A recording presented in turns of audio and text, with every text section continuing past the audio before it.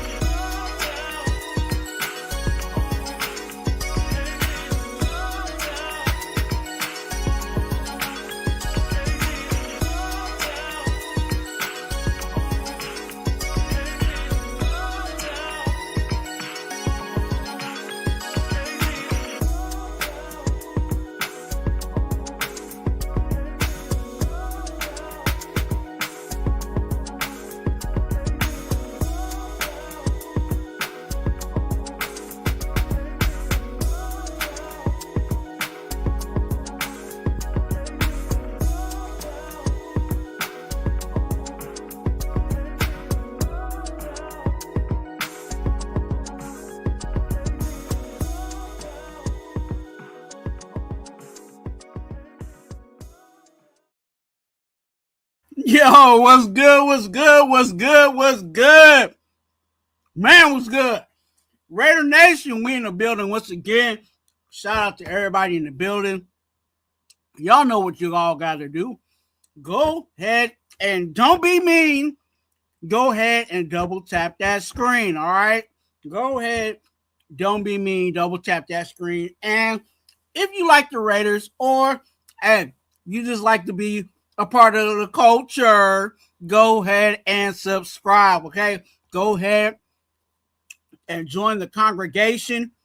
And y'all know the congregation because the congregation is where you need to be, all right? Because we on our way to that good old 1K, you know what I'm saying? So go ahead and hit that subscribe button, all right? Quit playing with yourself and subscribe. For shizzle. All right. Hey, we in the building once again. Hey, shout out to everybody in the chat. Make sure you guys hit that like button and subscribe. We are just, hey, this is just a live, you know what I'm saying, presentation for the nation. You know what I'm saying? And this is a pop-up and show Raiders. You know what I'm saying? This is just a pop-up, a random pop-up. That's why if you push the notification bell, you will know when your boy is live at the Ahern, you know what I'm saying? And we in the building. So shout out to everybody in the chat. Make sure you guys are coming in. Definitely. And you know, hey, the newest deacon, you know what I'm saying? Marcus Banks is in the building. And I think I got something for Marcus. You know what I'm saying? If y'all know, y'all know. All right, let me go ahead and get it from Marcus. You know what I'm saying? Are you trying to imply that I hit it? Oh no, I see what Marcus, darling. Hey, how you doing, Lady Eloise? I don't have any panties on. Lady Eloise, please.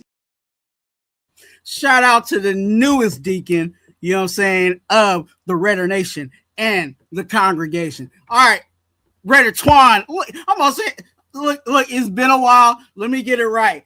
Raider Twuan and the congregation. All right. Hey, Marcus,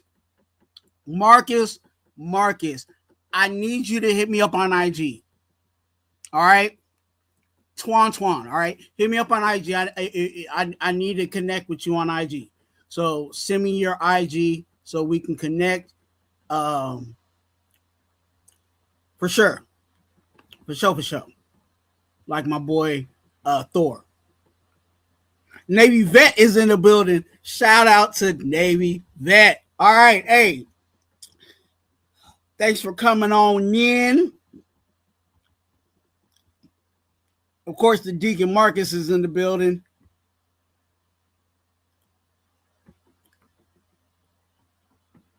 Down is in the building.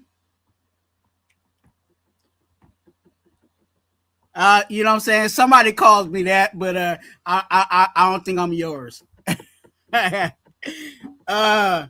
Woo. Matter of fact, you know what I'm saying? Shout out to Shirley. Anyway, it,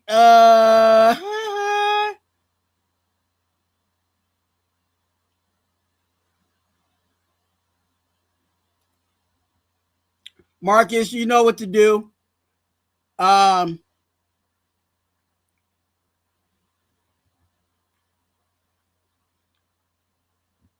Navy, all right, for sure, for sure. Cool Cab, do what you gotta do, dog. And you guys, hey, let me do this.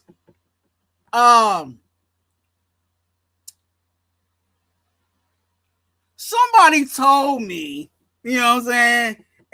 You know what I'm saying? Somebody told me that you know, somebody's birthday is today. You know what I'm saying? And you know,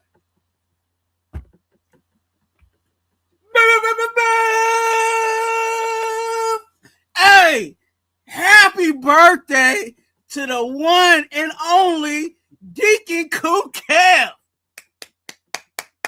Yes, sir. Yes, sir. Yes, sir. All right, hey, let me see if I got a little video or something, you know what I'm saying, to celebrate, you know what I'm saying, Cool Kev. You know what I'm saying? Cool Kev and his birthday. Let me see. Let me see if I got something. Hey, Cool Kev, you know what I'm saying? This is what you used to be. Just dry. You know what I'm saying? Cool Kev, you know what I'm saying? Back in the day, used to be. Just dry. But he ain't dry no more. You know what I'm saying? He actually, you know what I'm saying? He got him some water, you know what I'm saying? And got lubricated. You know what I'm saying? Drink water. It's good. Anyway, shout out to Cool Kev. Hey, Cool Kev.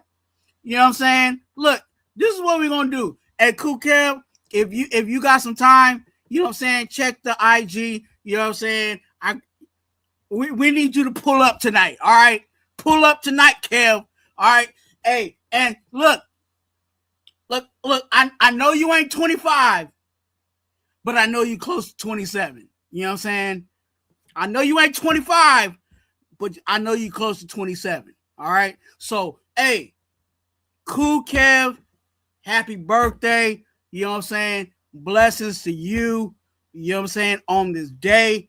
I hope you got, you know what I'm saying, some good food, you know what I'm saying, some good drink, and you know what I'm saying, and is around some good people. You know what I'm saying? You wasn't hanging around me, but you was around some good people. All right? Happy birthday to Cool Kev. And you already know you can pull up, you know what I'm saying?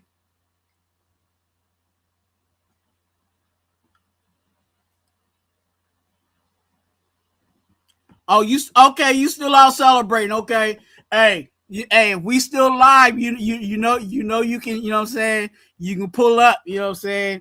We need you to pull up for real.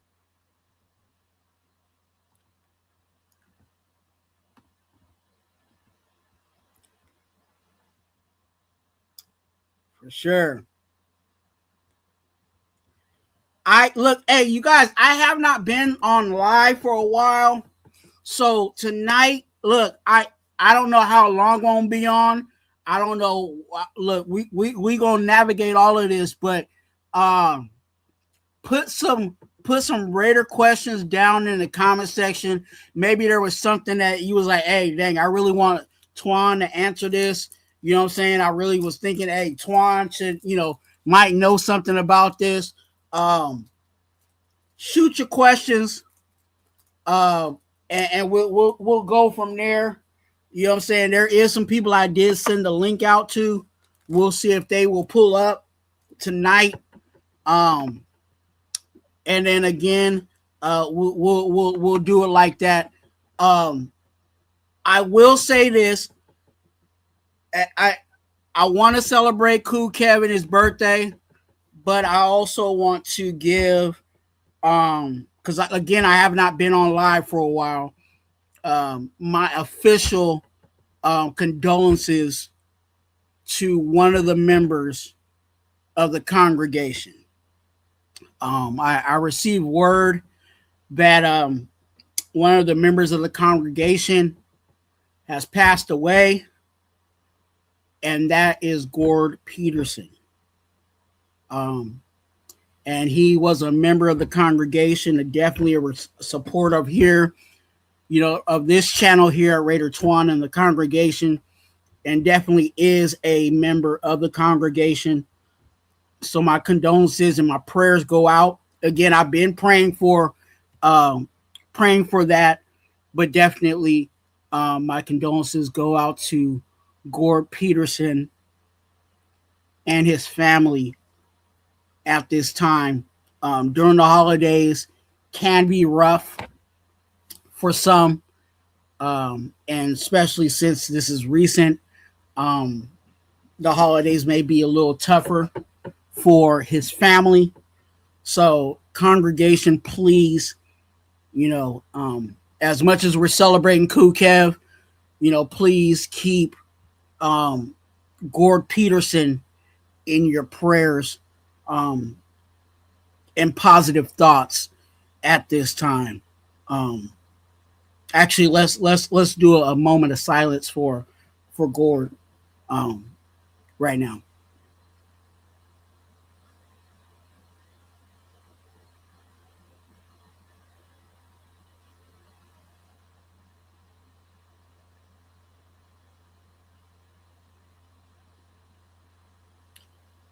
Thank you. Hey, look, what can we say about this too? And whatever team we got, right? I don't think anybody was expecting this, right? I'm gonna put myself out there. I'm gonna throw myself under the bus. I said that I expected that it was going to be our offense scoring well, but our defense was going to give up points. Because I didn't. These corners, they're still kind of mid to me. There's really only one person on the D line, and obviously we know that's Max Crosby. There's really nobody else really stepping out and showing themselves on the D line. And we're just, getting by with linebackers. And let me just say this. Don't be fooled by White. Yes, he's one of the top tacklers, but he's also getting picked on by offenses. The reason why he's getting all these tackles is because they're picking on him, and he's making the play after, after they've already thrown it to the guy that he was responsible for guarding. And that's where sometimes the numbers can get you mixed up, kind of get you kind of off a little bit. But,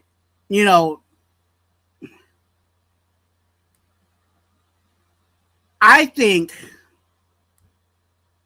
as you guys put your questions in the chat, I think there's more problems. And the problems that we're having are not really what's on the field.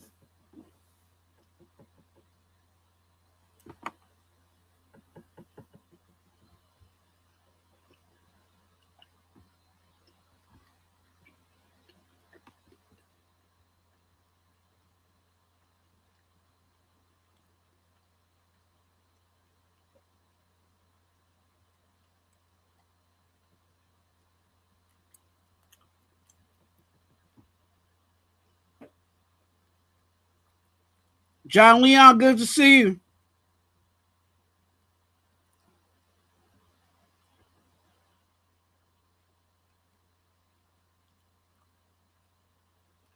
Hey, John Leon, you ain't never lied here at Raider Twuan. He said, don't be fooled with Crosby and his numbers. Look, I've said this about Max Crosby, and some people don't like it. You know, I've reached out to Max Crosby and I've told him, hey, because he says on his podcast that he's trying to find every single way on how to get better and how to improve. And there's some things that I could clearly tell him on how to make him better and how to make that D line better. But again, who am I, right? Just little old me, right? But with Max Crosby, if you go back and look at his stats, right? Everybody swears that Max Crosby is all, you know what I'm saying? He's good, but he's not to the level of these other guys. The Trey Hendricksons, the Myles Garretts, even the TJ Watts.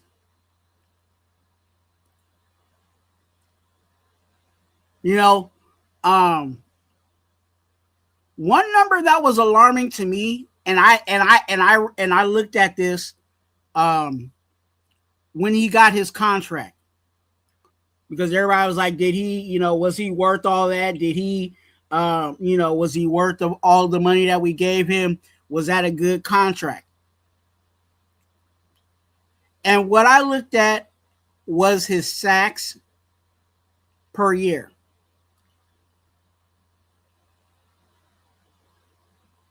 Okay. Just like the running backs, a good benchmark on if a running back does well per game is if he rushes for 100. Okay. If he gets 100 yards, that's a good game for a running back, right? But for D linemen, top D linemen, that benchmark is double digits. So that means you're getting 10 plus sacks a year. And we've added games. So that was 16 out of 10. Now we're at what, 18, 17 out of 10? So now these players have an extra opportunity to get to that 10. And unfortunately,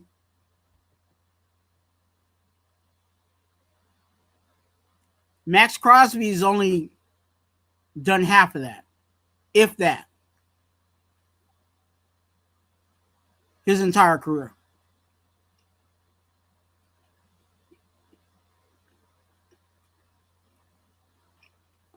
So, where some of these other guys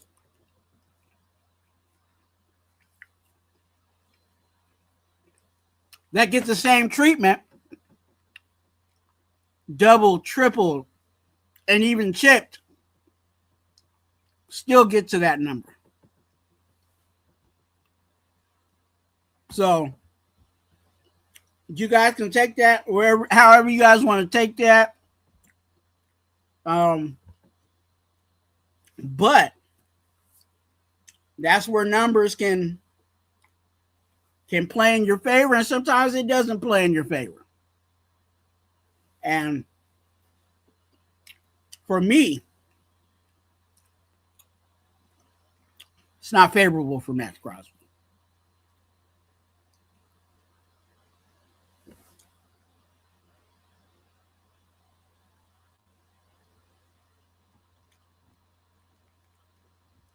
Marcus said, when we gonna kick Geno to the curb? Hey, look. Now there's two things. Hey, there's two things, Marcus. And I've said this, and it may not be popular. Okay. I think we need to keep Geno. The reason why I'm saying we need to keep Geno before people start, trying to burn down the channel is we need a person. Remember that's next year we still got to pay him that $18 million. Okay. You pay 18. He's the starter. We draft the quarterback. He sits behind Geno. And when we feel like that person we drafted is ready, then we switch them out. And then Geno becomes that backup. Then we get rid of Geno. Okay? I don't want to draft a quarterback and have him be the immediate starter. Because I've seen the benefits of how when you draft a quarterback and you let him sit for at least half a season, if not the whole year, they come out and they're better. Okay? So you play Geno. You bring Geno back. You solidify that offensive line. You play Geno. Honestly, I think Geno will play better behind a better offensive line. But we still draft somebody. We draft Geno's replacement. And then when we feel like that quarterback has been, we're seeing him, we seeing him do good in practice, and we seeing him, you know what I'm saying? Then we bring him out. But we don't rush him out.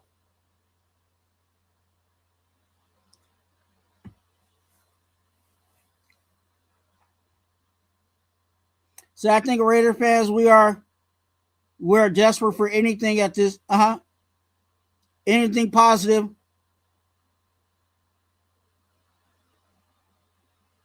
Yeah, and John Leon, that's for everybody. You know what I'm saying? People cling to players, hold on to guys, and here, I always say this here, that sometimes you gotta take off that Raider hat, and really analyze who that person is, what that person is really doing.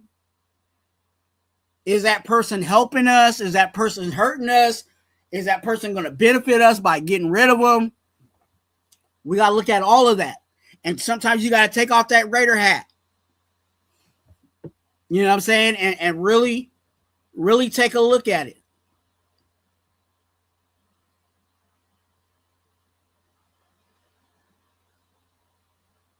Hey, look. Hey.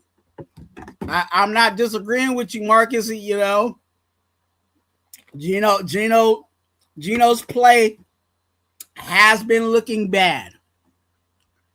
But I will say that any quarterback will look better behind a better offensive line. I don't think there's anybody that's really going to play good. Like, oh my gosh, that quarterback is, because even Pickett, when Pickett got the full nod,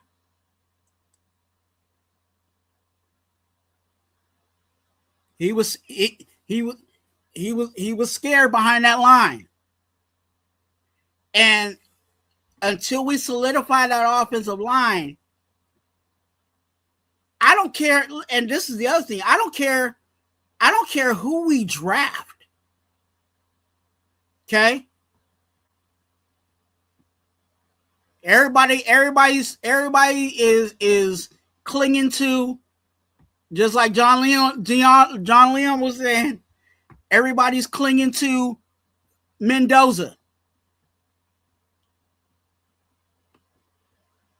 One thing Mendoza has an issue with is pressure. And if we don't solidify this offensive line, he's going to get pressured.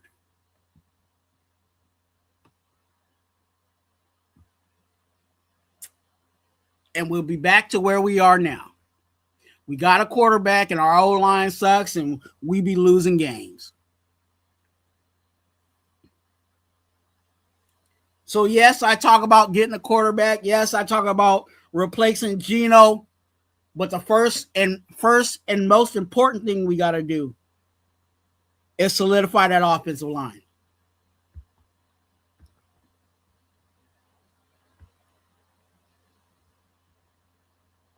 Shout out to Deacon D. Menace in the building. Good to see you.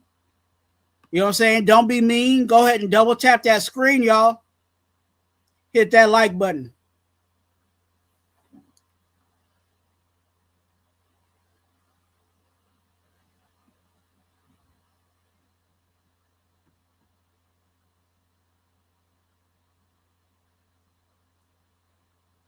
John Leon said Gino already checked out. Hey, look.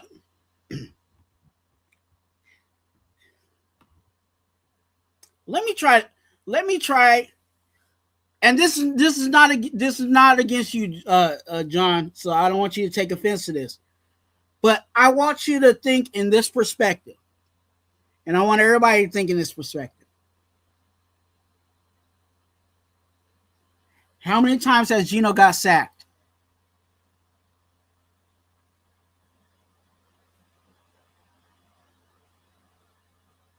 How many times he gets beat up behind this line?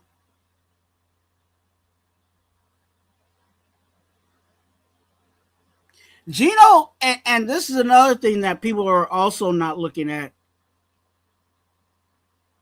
Anybody thought that Gino was injured? Because he hasn't been running.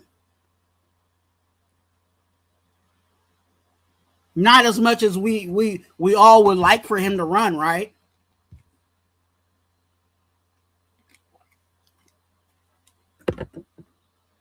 So if he's injured and he's trying to do the best he can with this O-line and is getting beat up every week and still goes out there, wouldn't you check out?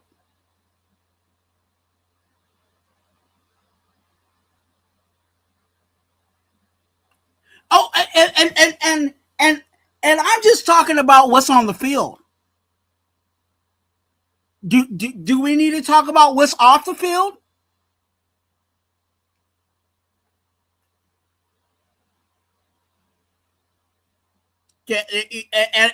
And again, this is where, you know what I'm saying, people ain't gonna like me, but this is the Raider gospel. We talk about what's on the field, but let's talk about what's off the field. Let's talk about the things that are said to this player in the stands, on social media,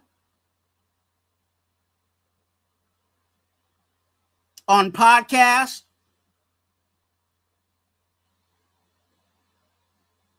etc. Now, yes. I can hear Raider. I'm hearing Raider Nation in my ear. But Gino is. But it's not only on. It's not. Yeah. I hear it. I hear it. It's not 100% is not Gino's fault. Okay? It's all of it is not on Gino, but some of it is on Gino. Okay? There is some things that, yes, there is some things on Gino. But let's put all of that in a ball.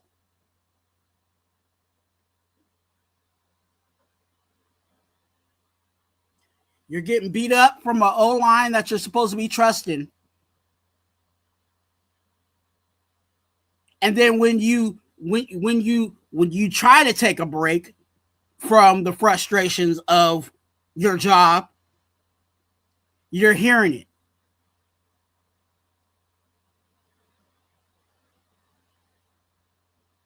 What would you do?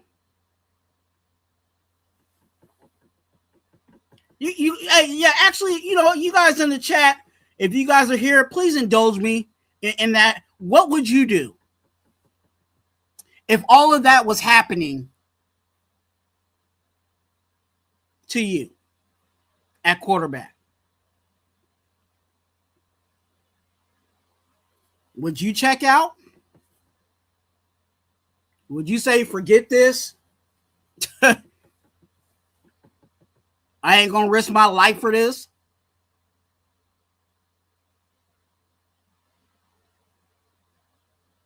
Am I going?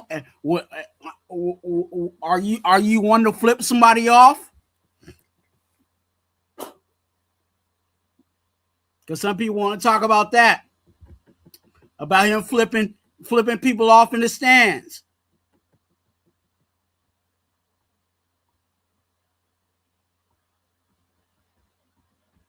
Look, I understand, because I do hold Gino accountable for some things. There's some things that I'm like, hey, Gino, come on, dog. But there's some things within that if that was happening to you, you probably would be doing similar to what Gino's doing.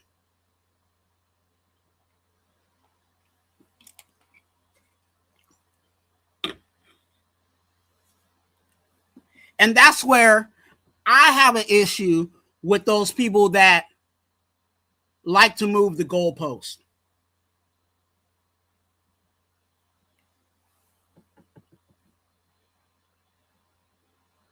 Sometimes it's good. Sometimes it's good. Sometimes it's not.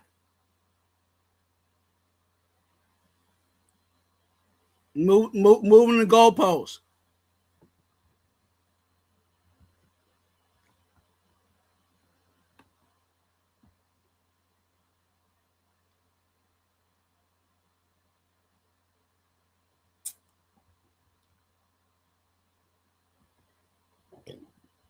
Marcus asks, what is your true feelings about Genty? I love Genty.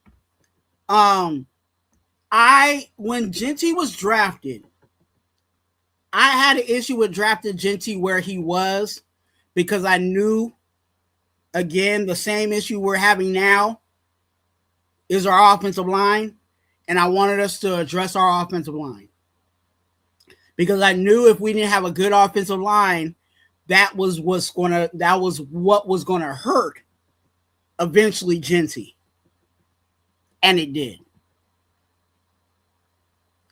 Genty has been officially robbed of being the offensive rookie of the year, because of this offensive line. Because if Genty had at least a half decent offensive line, Genty would have been able to be in the conversation of offensive rookie of the year. And I think Genty knows that. And I think that's some of the frustration that we're seeing out of Genty, despite even him being who he is as a player. He is carrying himself as a whole cold-blooded professional right now. because the organization has messed up Genty's bag.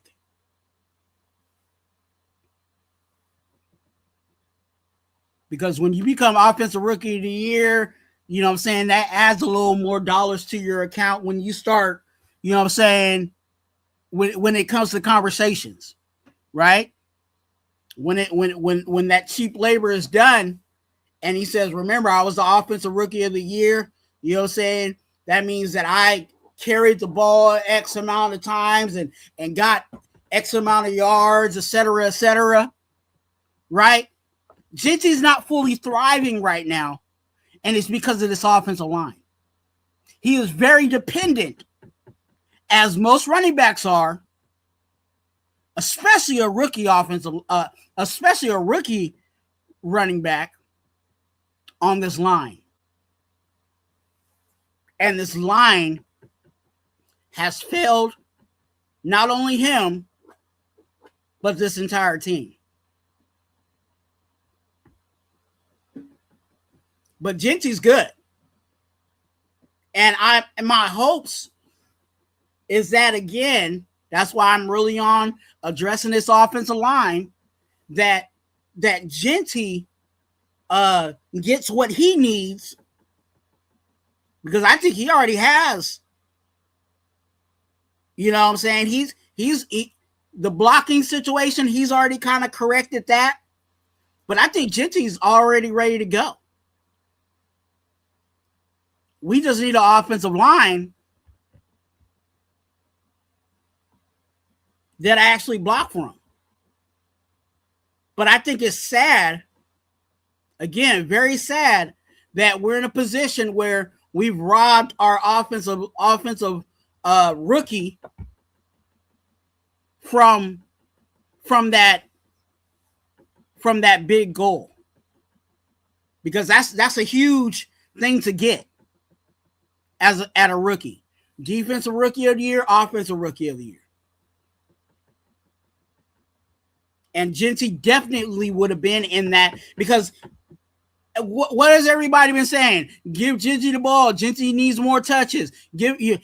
Why did we draft him draft him that high if we're not going to give him the ball, right?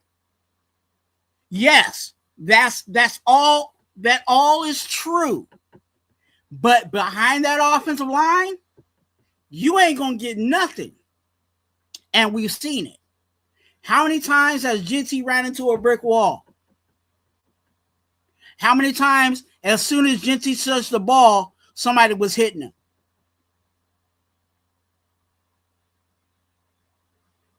You know what I'm saying? He had to shake and move behind the line of scrimmage just to get to the line of scrimmage.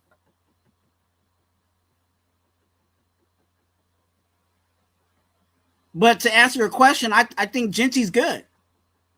I think Genty is fine. It's just what is around him to make him be what we all know and expect for him to be. We really haven't even seen Genty, honestly, this year.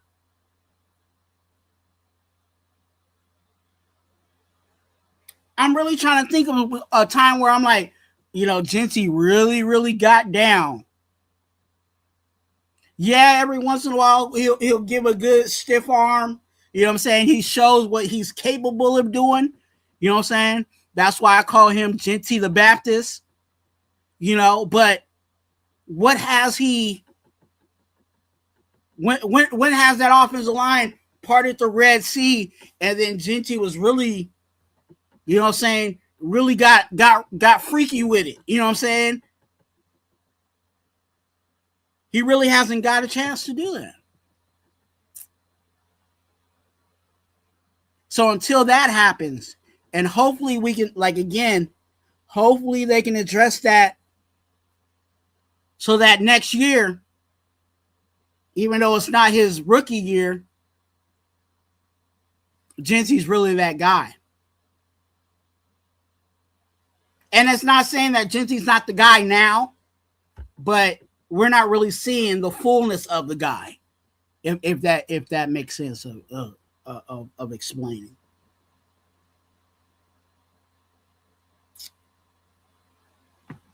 Hey, not only we need FEMA to come in. It's an emergency on that old line. We need to call FEMA because that old line is a disaster. Nutty Raider Nate is in the building. My God, blessings to you on the day. You know what I'm saying? Good to see you. You know what I'm saying? Good to see you, Nutty Raider Nate. For shizzle.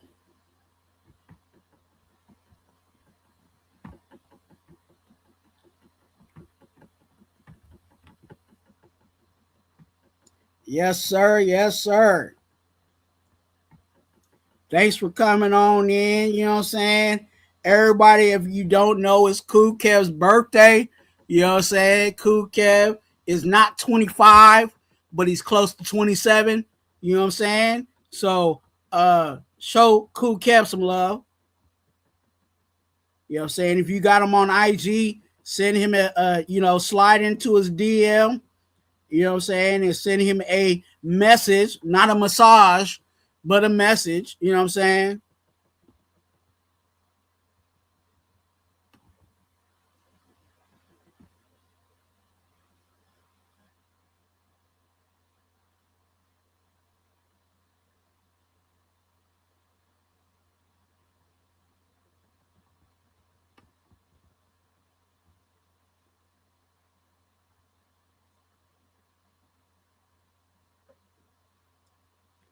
Shout out to everybody in the building. Appreciate you guys in here in the chat. I'm looking at you guys. Daniel Berry, you know what I'm saying? Sports. Good to see you, my guy. Blessings to you. Make sure you hit that like button as you guys are coming in.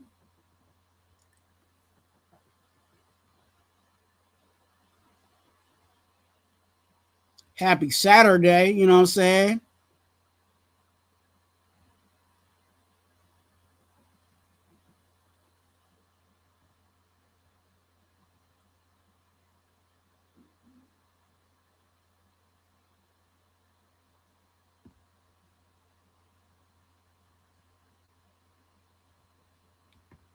John Leon, there might be something with that Colton Miller thing. I don't know how much you would get in a trade for Colton Miller. And I honestly, I wouldn't trade Colton Miller. I think Colton Miller is just going to be one of those guys that's going to have to ride off into the sunset. And I will say, Owls Ghost, good to see you, my guy. With Colton Miller, I think we need to draft his replacement if it's not Charles Grant. Okay. I'm cool with Charles Grant being that backup left tackle for us. But I think he's going to need a year. Okay. And I'm not talking about this year. I think he's going to need next year to be that backup for us. And then when that time comes, then we can slide Charles Grant into that left tackle situation. Or we need to find that left tackle. Okay. Whether it's Charles Grant or find somebody to be that left tackle. But until then, we gotta keep Colton where he is. Yes, Colton has been dealing with a lot of injuries, and yes, that is a risk that we're taking. But you have to take that risk because, again, if we get rid of Colton Miller, then who do we have at left tackle? Then you have Charles Grant, and then who else? Right? You got to look at not only the front line, but you got to look at that second line. And right now we have Colton Miller in the front line, and then now we got Colton Miller. You know what I'm saying? I don't really like Forsythe, but that is what it is. But we're gonna also need a replacement for that. So there's some things, and that's why it's important on how we draft, because I think we need to also draft these replacements now, right? If they think Charles Grant is really going to be that left tackle, I'm completely fine with that. But then now we need somebody behind Charles Grant to either be competition or be that backup, so that we're not lacking. Because we just don't need to be trading guys, getting rid of guys, and then now we have even more of a bigger hole. That's the same thing with trading Max Crosby. You trade Max Crosby, we ain't got no pass rushers. Because right now, Max Crosby is the only pass rusher we got. Really. Snowden's a backup. Kuntz is a fringe rotational.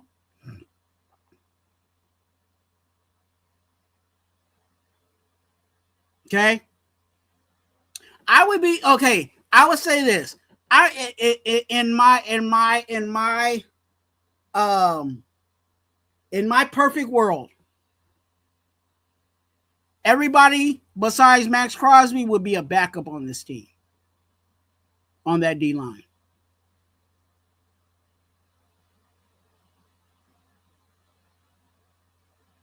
You know, but until we build up to have that, right? Even with our O-line, everybody's talking about our O-line. You know what? I'd be fine with Kappa being a backup and not a starter. I'd be fine with Parham being a backup and not a starter. I'd be fine with Glaze being a backup and not a starter. That would actually make our team good.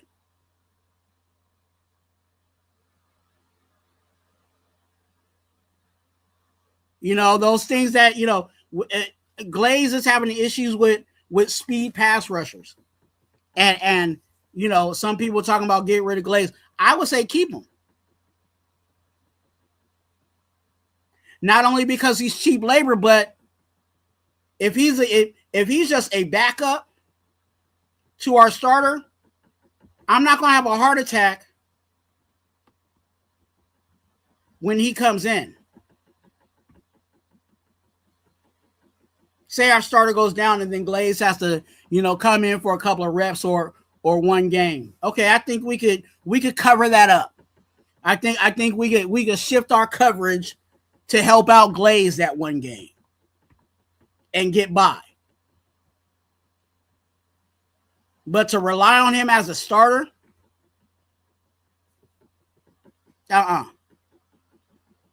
Another person. Here goes somebody that John Leon. Here goes one that everybody falls in love with. Isaiah Powell. He's not a starter. He really should be a backup, if not a rotational guy.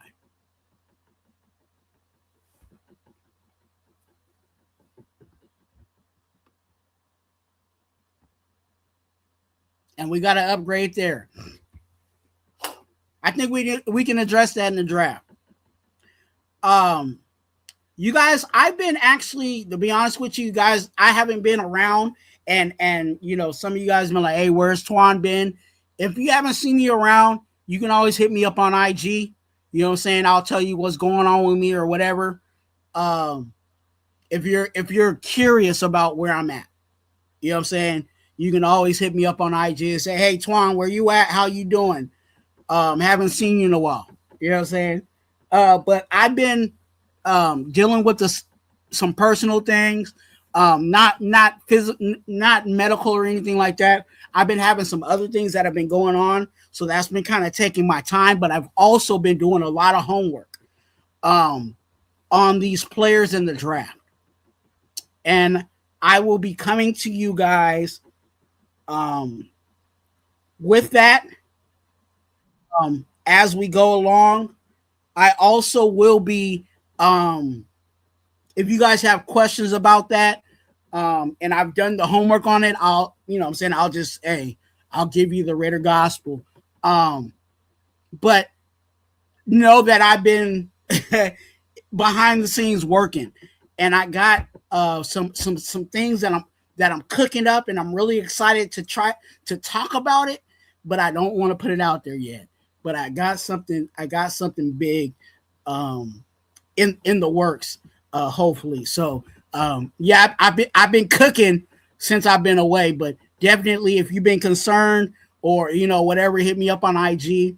You know what I'm saying? I got somebody in the kitchen, you know what I'm saying? And I know he got some things that he want to cook, and I'm glad that he's here. He's my brother, you know what I'm saying? My friend. I'm excited for him to be here, you know what I'm saying? And I got much love for this guy. And definitely he always got an open pass, you know what I'm saying, here with the congregation. Y'all know him, you know what I'm saying? Nutty Raider Nate. What's good, man? Oh, he muted. Oh, my bad. What's goody? What's goody? What's good with you, man? It's Saturday, dog. What's good with you, Yeah, dog? I'm just chilling at the pad. Boring dad life, but yeah, I'm glad to be here. Thank you for having me. Definitely, man. Hey. Matter of fact, we got a question here. You know what I'm saying? And I'm gonna let you kind of shoot this one. I got an answer to it, but I'm gonna let you cook on this because I know this is kind of your forte. You know what I'm saying? John Leon asked, "Do you think we got a chance to get that Ravens center?" No, I think if the Ravens are the organization I think they are, I think they sign him as soon as they can. You don't think they'll let him walk, No, not at or all. let him test free agency? Not at all. They shouldn't, but they could, depending on Lamar Jackson's contract and everything they got over there with Derrick Henry. Lamar Jackson does need another wide receiver or something, but I think they'd be dumb to not pay their superstar center. But I do think they spent a bag on Ronnie Staley last year, so that might be they might be tied up. So I don't know if there's a chance to get him, you go get him, but the Ravens would be fools to let him walk. I it, yeah, that and then also the Ravens is a really good organization. Exactly. They know how to what I'm saying. They know how to acquire players, but they also know how to keep players. Yeah. One thing about this though, and this is outside of the Ravens organization. This is where and me and you, and it's just ironic that we're talking about this because me and you talked about this about where I think we should go in regards to this team. I think free agency is where we need to go in regards to addressing this offensive line. So if that's where we need to go, hey, pull that center. You know what I'm saying? If they're really just so hell bent on not putting JPJ at center, then we need to go do that Man. because that means you get that center. We've already got Colton Miller, you know what I'm saying, for John Leon says at least 6 to 7 games. You know what I'm saying? Then you got JPJ at least one of the guards. Then you can again. I've suggested to kick DJ inside, let him play the other guard, and then we go and attack the free agent market for that right tackle. Either way, you know what I'm saying? I've heard a lot of people saying that, slide, And DJ plays to guard. yeah, and bring in some more competition as well. Whether it's Oh yeah, we need way more than yeah, just a front line. But yeah, again, we gotta before we get the second line, we gotta identify, you know what I'm saying, at least some potentials on that front line. You know what I'm yeah. saying? But there's a whole lot that we got to address on that, and that's why again, if even if we just address our front line in free agency, and then go into the draft to get some more reserves. You know, hopefully Caleb Rogers can be either, you know, a rotational backup, you know what I'm saying, to be a backup guard, if not a starting guard, you know what I'm saying, in competition, if there's competition during the, you know, training camp or whatever. But we got to do some movement on this offensive line. No doubt. No doubt. So yeah, if it's not that center, we got to do something. And I definitely for me, my plan is we got to address that in free agency.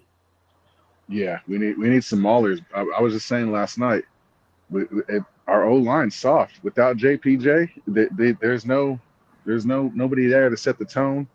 Nobody out there to kind of to be the bully out there, so to speak, and play with that intensity. They're all kind of just soft spoken, kind of. They're passive blockers. That they don't fire off the ball like they need to be. Their hands are late. It's just there's bad coaching all around. I don't know, bro. We need some maulers up front. We need some more nastiness. That's what I gotta say. You know, and I said it last year when we were drafting. You know what I'm saying? Because I was hoping we would address offensive line. I said we need to get some people movers. You know what I'm saying? Like there's a ride out there at Disney World, and it's called the People Mover, and we need some people movers. You know what I'm saying? That's why I be honest with you, and I was kind of excited about this one. You know, we got McClendon Curtis back. You know what I'm saying? Yeah. He was kind of nasty. He played a little nasty. What was it like? You like 6'5", 6'6", 330. Yep. You know what I'm saying? And he was it was him, and I always get their names wrong. It's McClendon Curtis and Dalton Wagner. They came in at the same time, and they were both, you know what I'm saying, about 6'5", 330. You know what I'm saying? Yeah. One was a tackle, one was a guard. And I was like, man, if we put those guys on the line, we might have something. And you know, someone, I forgot who, I think it was like the Seahawks, they ended up snagging them, but we ended up getting them back. So, you know, I don't know. Again, he hasn't, obviously he hasn't got footing, you know what I'm saying, to be on a roster, but to bring him back, we'll see what that is. I like it. Yep, I do like it. Yeah. Let me look at this chat. But hey, thanks for you guys. Hey, thanks for these questions, man. For real. Hey, how was? And let me ask you, how was LA, man? Oh, bro, it was a blast. It was fun. Just getting away. I mean, other than the loss, of course, but we kind of went out there. This season's been fucking. We saw it coming. But it was fun, bro. I had a good time seeing everybody, and just the environment of the Raider crowd in LA is pretty dope. It's pretty. We run that shit for sure. For real. John Leon is looking to shop Crosby. What you thinking, man? I've been on that as of right now, though. So before in the past, it was like, yeah, let's get it over with. Let's rip the Band-Aid off. But now it's like he's literally all we have. It's like I do want to build around him, but at the same time, it's not working. And he's not. I heard somebody make a good point the other day that him bumping heads with JPJ his rookie year just kind of showed that he kind of lacked in that leadership role. Instead of taking JPJ under his wing, kind of like try to little bro him, or I don't know. And I kind of looked at it that same way, because after watching him yell at Devin White on the sideline and try to fucking fight him twice now, in the like on TV, like you gotta know when to talk or who to talk to and how to talk to people, bro. Like your what did they say? Your approach is got to be better than that. And I see both sides on it, because I agree with that. But Look, yeah, I also agree some of the with stuff Devin White was doing, I'm like, dude, no, yeah, ain't you a vet? yeah, You know what I'm saying? Some of the stuff I'm like, dude, why is you getting cooked like this? yeah, It's no business. Like I was just talking about that earlier. I don't know if you heard me. Like, you know, there were some metrics out there that was talking about, oh, Devin White is the top tackler on the team. Yeah, he's a top tackler because he's getting picked on. He's hitting the player that he was supposed to be covering. You know what I'm saying? He's been getting picked on a lot. A lot of times where, you know, things are open and it's like, oh, Devin White gave that up, or he was getting cooked, and it's just like, okay, that's why, you know, certain things, and that play that time that Max Crosby did get on him, that was on Devin White. You know what I'm saying? no, So yeah, no, yeah. I get it. Like, I get why Max Crosby got on him, but yeah, he needs to maybe. What is it? What does that do to the locker room? You know what I mean? What is that? You know, it's overall, it doesn't help us. Like, it kind of looks good to the fans. Like, yeah, get him, Max. Like, yeah, Max is our guy. Max will do anything for the Raiders. And then it's like, okay, but now we're just asking, the locker room's fucking checking out. True. And that's why, like, again, I see both sides. Like, that's leadership, bro. And he's our main guy. He's our guy. And like, we need more from him in that department. And I see that shit. And this and hear me out on this, because this is something that I've been really pondering on in regards to the getting rid of Max Crosby. We're gonna run into, because we're already in it, we're gonna run into the same issue we had with Derek Carr. And the issue is, we didn't draft the replacement. Derek Carr was good, and I think Derek Carr there's still something in the tank with Derek Carr. That's just my personal opinion. But us as an organization didn't draft anybody to take over behind Derek Carr.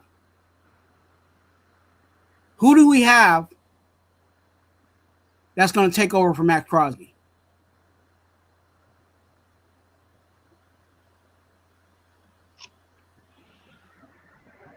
Malcolm Kuntz, I thought he was supposed to be better than Crosby. A thought. Yeah. Right? Yeah. So we're going to be in a situation. Tyree Wilson, first round draft pick, 7th overall. A thought. Oh wait, we got Christian Wilson. Oh, never mind. Right. So here we are, you know, and here we are talking about getting rid of Max Crosby. But what's next? I know, we ain't bro. got nobody. It's a hard restart. It's what it is, bro. If we trade Max, it's everything's got to go, and we got to just start from scratch, and hopefully, fucking next 5 years, we'll look at this day like, fuck, we did what we had to do. But that's why I think we need to draft a pass rusher. I'm not mad at that thought process. If we're in the top 5, like I think we probably are, I don't know if we're gonna get one overall. I feel like we're gonna win this Giants game, and then for some strange reason we're gonna win this Chiefs game too. Because I honestly I think what you do, because what does every I'm here I am giving you guys something, a whole live of things that I've been working on, but forget it. We got to draft an edge rusher, because what does every good team have? 2 good pass rushers. How many do we have? 1. So what do? You get you get you a pass rusher. You let him grow under Max Crosby. when we realize that pass rusher is him, then we can talk about Max Crosby going somewhere. You're not gonna get a first. You're not gonna get at that point because Max Crosby is gonna be older. It might be a situation where Max Crosby stays here until he retires, but at least you have that person next to him that's ready to go.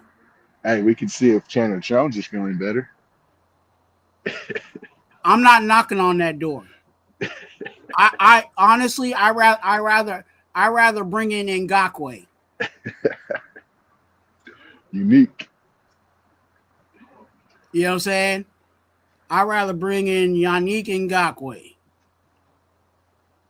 Because the issues, and just flashbacks on that, the issues we had when Max Crosby and Yannick was doing their thug thizzle, they was collapsing the ends. Yeah, it was nice.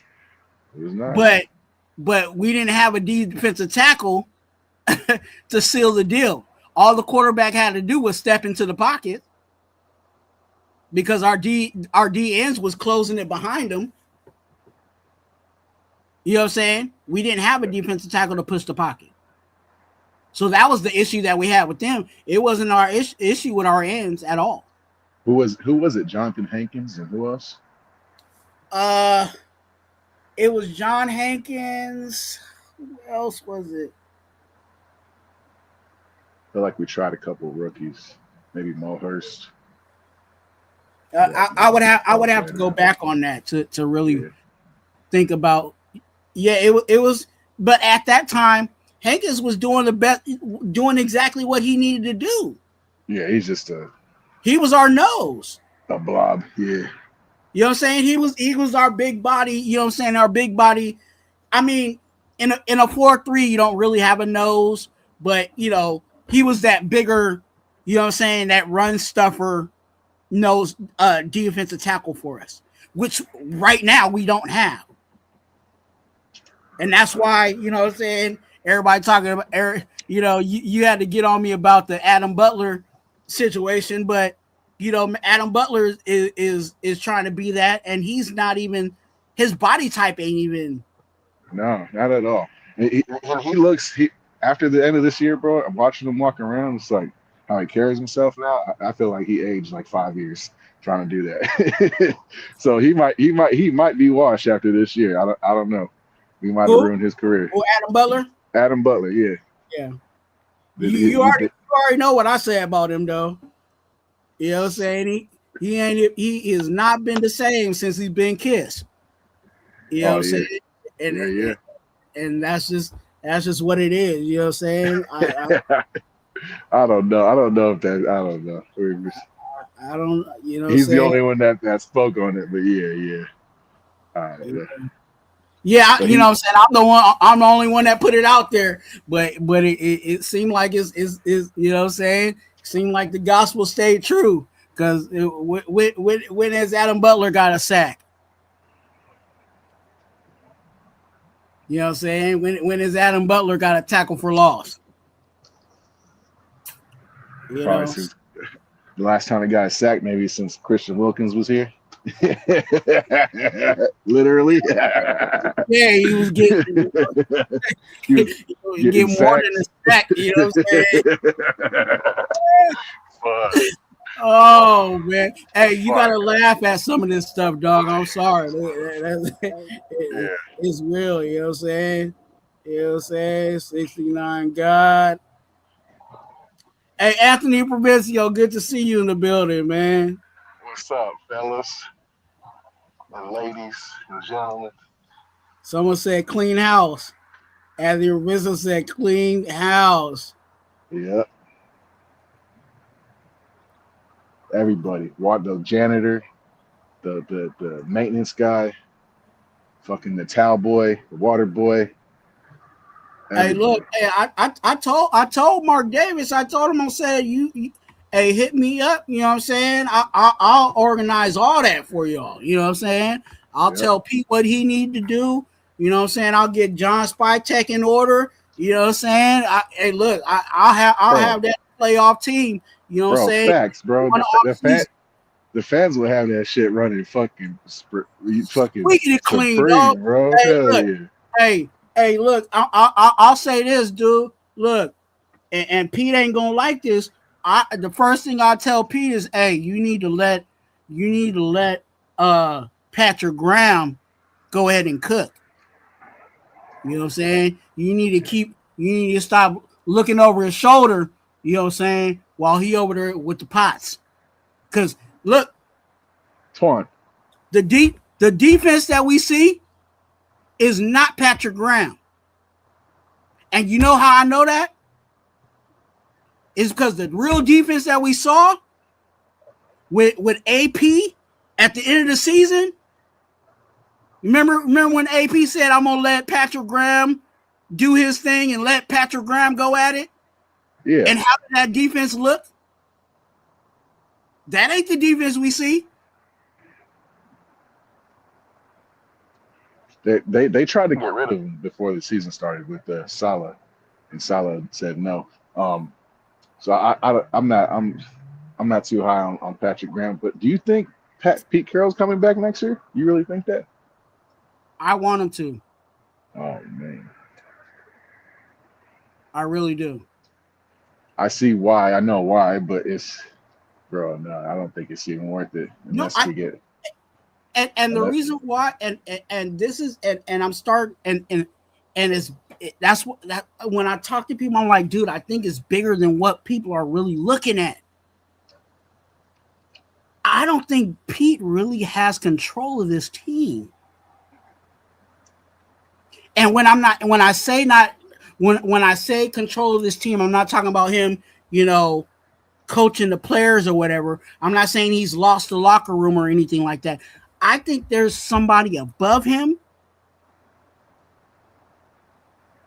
that's telling him what to do and not really letting him do what he needs to do. I think that was the reason why Chip Kelly clashed with Pete Carroll. So keep going. Who do you think's telling them what to do? Go ahead, finish. Somebody that's not there. Is he announcing or something? Another game or somebody that was beating us for years. Yeah. And is beating us now. Sabotaging us. It's like, here you fucking go. Fuck you, Raiders. You chose that guy? Because let's go down that road, okay? Let's go down the road. Okay? I got my tinfoil hat on. Okay. I hope you do. Look at Chip Kelly. Was that Pete Carroll's choice? If not, who picked him? They said it was Brady's boy.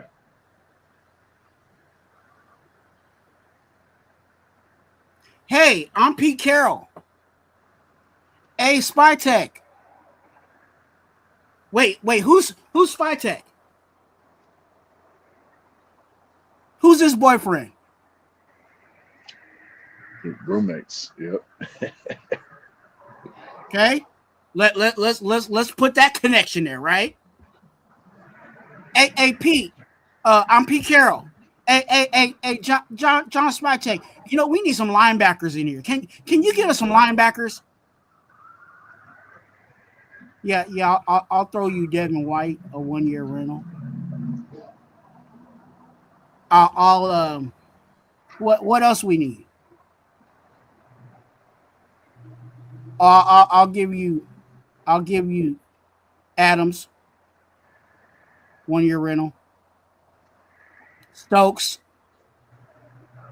1-year rental. Roberts.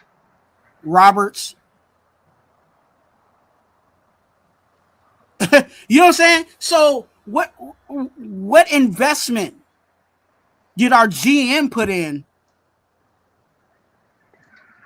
to Pete Carroll. Because remember, when you're bringing these players in, you're investing into what Pete Carroll is. You know what I'm saying? As a GM, I'm getting this guy because I'm believing that he needs this linebacker, and we're going to invest in Pete Carroll so that we can win games. What free agency personnel did we bring in that told you that we were a win now team and that we were investing in the coach that was going to lead us to 10 games?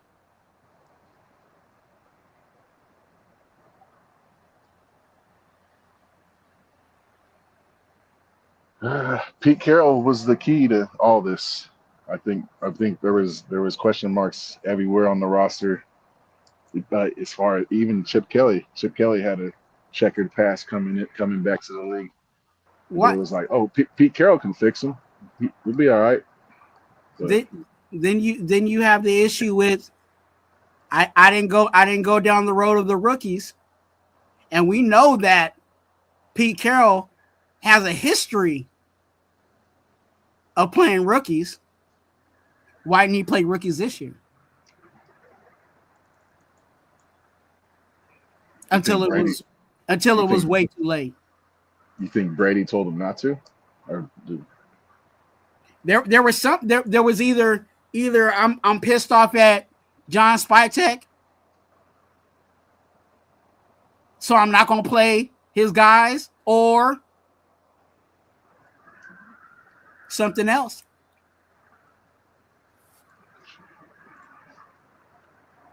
Dumb, stupid, idiots. The only thing that I would want Brady to do is to look at our quarterbacks.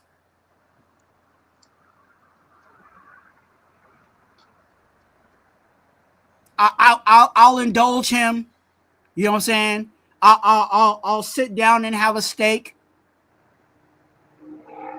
with him to talk about quarterbacks.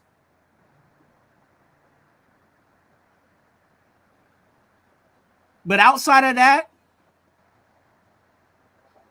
you got to let Pete Carroll cook.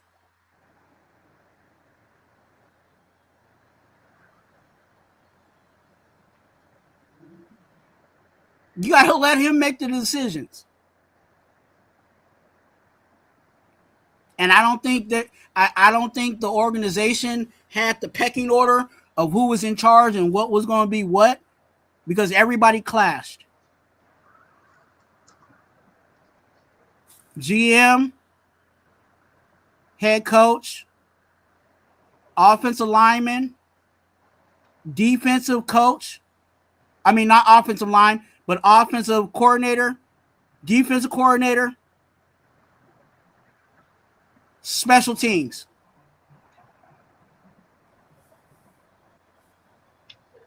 Which one worked together? Somebody in the chat, please tell me which one of those work together, where we can clearly say, oh, the special teams was working for the offensive line, or I mean the offense. Oh, you know what I'm saying? Yeah, that special teams coach should have been fired. Fucking. The last time around, you can clearly see, and this is where you need to put on your glasses and read in between the lines, and people do not neglect these press conferences, because these press conferences is giving gold. Why is Patrick Graham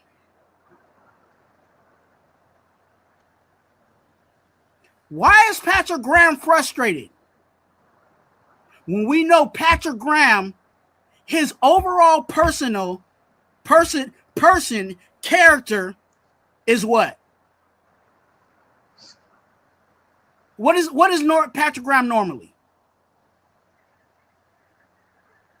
He's that happy nerd. He's laughing and giggling as he's answering your questions in the press conferences. When he was with AP and when he was doing his when he was able to be the defensive coordinator, Patrick Graham was in there joking with the guys, but he was also giving, you know what I'm saying, yeah, I think Amik is good. I think, you know, Jack Jones needs to work on, you know what I'm saying, work on his tackling, whatever it was, right? But he was happy about it. Why is Patrick Graham pissed off? You guys go back and listen to his last press conference, and you can clearly see that is not Patrick Graham.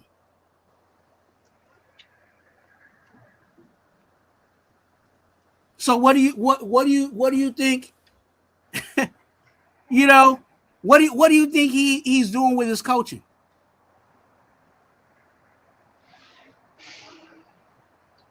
It's not Patrick Graham. He has a boss. And unfortunately, I think the failure of what we have is because we're not letting the people be who they are, exactly what they are. We're not letting Patrick Graham really run this defense.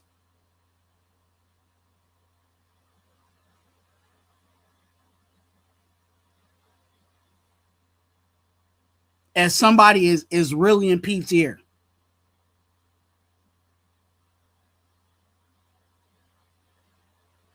And I think John Spytek is I really think John Spytek is kind of lightweight sabotaging. Yep.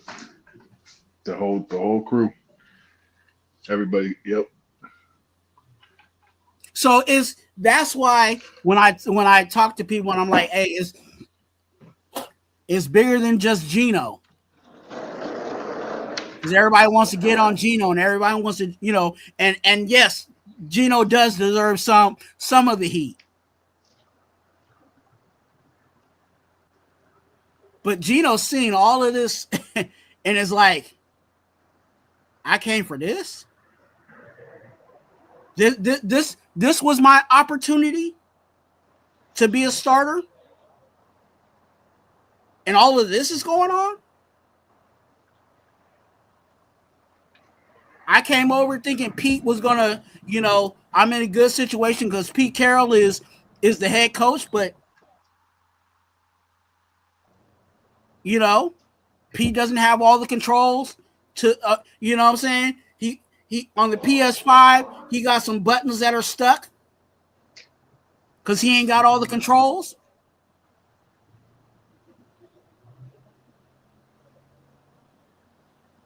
It's an organizational issue.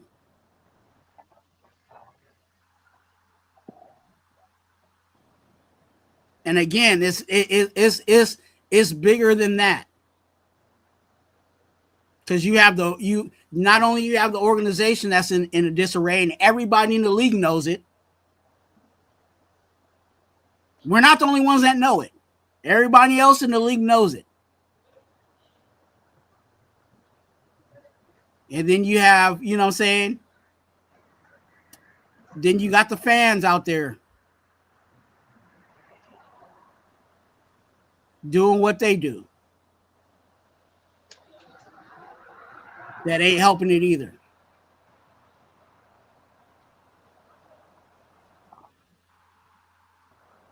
And I'm gonna throw myself under the bus.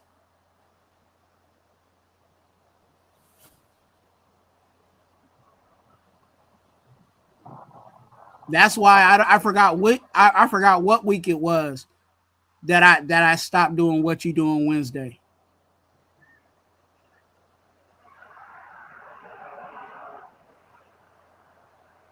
Because I personally felt like, man, I'm going way too deep on these guys.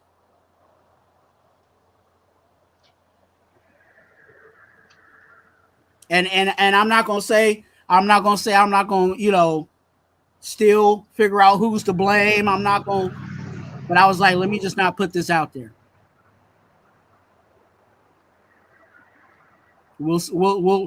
I'll wait until next year. Bro, I was still saying they had a chance after like 6 weeks. Like, hey, we can still turn this around, guys. Win 10 straight. Let's go. But yeah, that fluttered out after a couple more fucking smackings. I gave up. Fuck everybody. All these dudes can go. Everybody,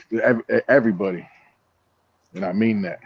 It's and I get it. You know what I'm saying? Because even I'm reading some of the people in the chat who's like, get everybody out. You know what I'm saying? And it might have to get there, but I still believe if they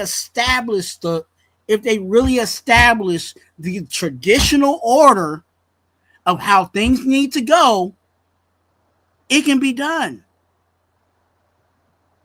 You tell John Spytek, your job is player personnel. You go get the groceries.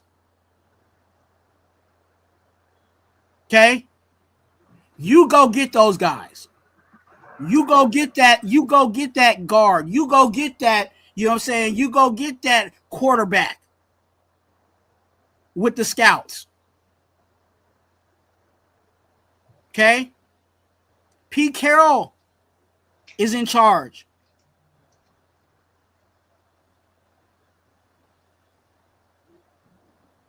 But when you get these coordinators in, you allow these coordinators to do their job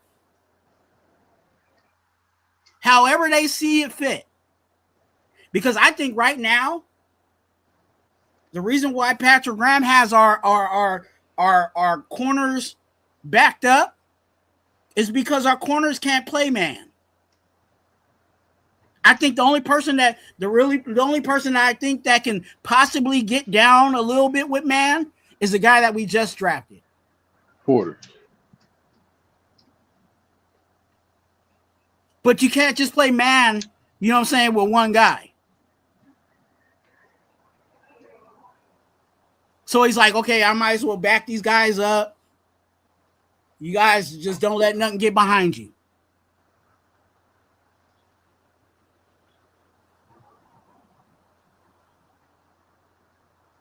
But think about and we got a flashback. Think about how nasty our offense was. I mean, our defense was when we had a Meek on one side and the Lollipop Guild. I called them the Lollipop Guild because they were all of our corners were short. You had a Meek on one side and Jack Jones on the other. Or even before that, when we had that lockdown corner, what was his name that we got from the Colts? And he's over there with the Lions right now. I think he just got hurt, but they were balling too. No, that's a Meek. Meek and somebody, the dude we got from the Lions or the Colts. I'm sorry. It's like a three letter last or 3-word last name. I forget. Like Van Dyke. No, not Van Dyke. The Roach or fuck, I forget his name. Was it recently? Yeah. Rocky Sin. Sin. Yeah, he was solid, bro. He was real good. And we didn't want to pay him. We didn't want to pay him. We let him walk. Like what? We do big. Yeah, bro, Rocky Sin. We had Yannick Ngakoue. Yeah. And I think Meek Meek Robinson was there. Yeah, he was young. Yeah. We might have had Casey Hayward that year. I don't know. And we were playing man. Yeah. We were manning up. Casey Hayward had like a. They were at the line. Yeah. You know what I'm saying? So when Patrick Graham's able to do that, look at where our defense was. But he's doing that like he's trying to make adjustments because of who we got on the roster.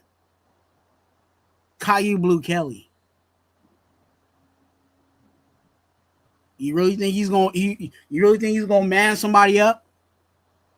Pete only likes him because he gets in there and tackles, but put him on special teams like he has no business.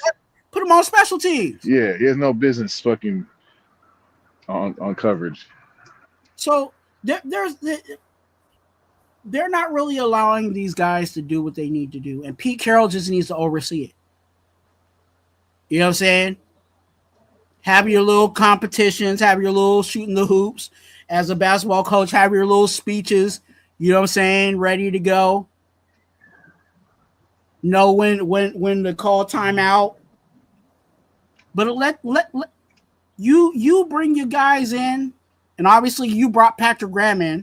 I think Patrick Graham was the only guy that he was like okay with bringing in or keeping. But let them do their thing. You get, and this is why I believe in Patrick Graham, because I like Patrick Graham's defense when they have the guys to do the job, right? Patrick Graham is really predicated on that D line, and if he can get a good pass rush on that D line, then he starts to he starts to get really creative in his blitzes and everything else behind it. He's like, okay, well, if I get some good guys on my D line, then I'll let my guys play man, because they're not going to be guarding that long. You know what I'm saying? So there, organizational wise, there are certain things that you can keep. It's not like you got to completely wipe them out, because everybody, you know, I see where you can wipe it out, but there's if they just, like I said, Spy Tech, get the groceries. Patrick Graham, you run this defense the way you want to run this defense. Let's get the guys that you need on this defense to be successful. Offensive coordinator, you're the offensive head coach. The only time I'm gonna get on you is if we're not scoring more than 21 points. You know what I'm saying? If we're putting up 21 a game, okay.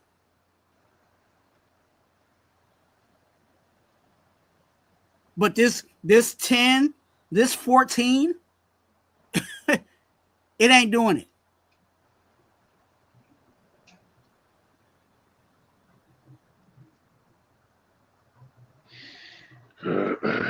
So, you know, like I do like, because everybody's talking about, oh, Pete's old. I get it. I hear all of that, and I understand all that. But I don't think Pete has really. I don't think we given him the opportunity to really do his thing, and it's not necessarily the time. I think there was other people in the organization that were shot calling when it really should have been Pete making the shots, calling the shots. Because I still believe when Pete Carroll said that we would be winning 10 games, I think we could have got close to that. Because he wouldn't have said that. I don't believe that Pete would have said that if he didn't know how to get to that with what we had. I don't think Pete's that stupid.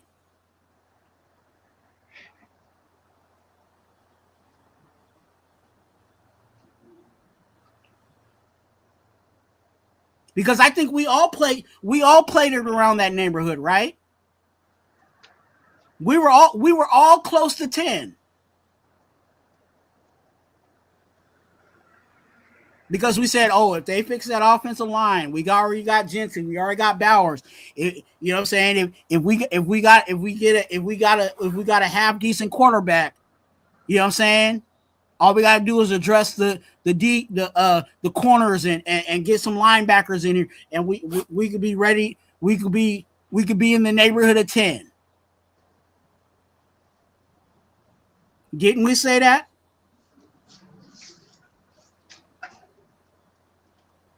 Yeah.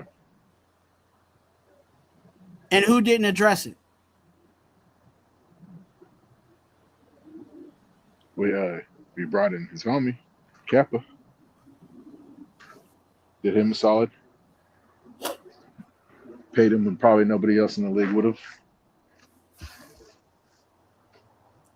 And when we got Kappa, I was the first one to say stop the cap.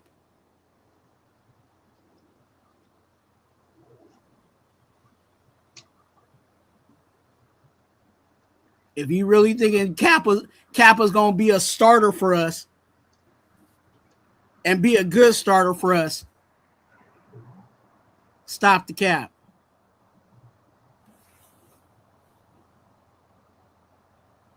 And I'll give him half. I'll give him a half a cap because he kind of looked like he has somewhat of an act right at center, which is scaring me.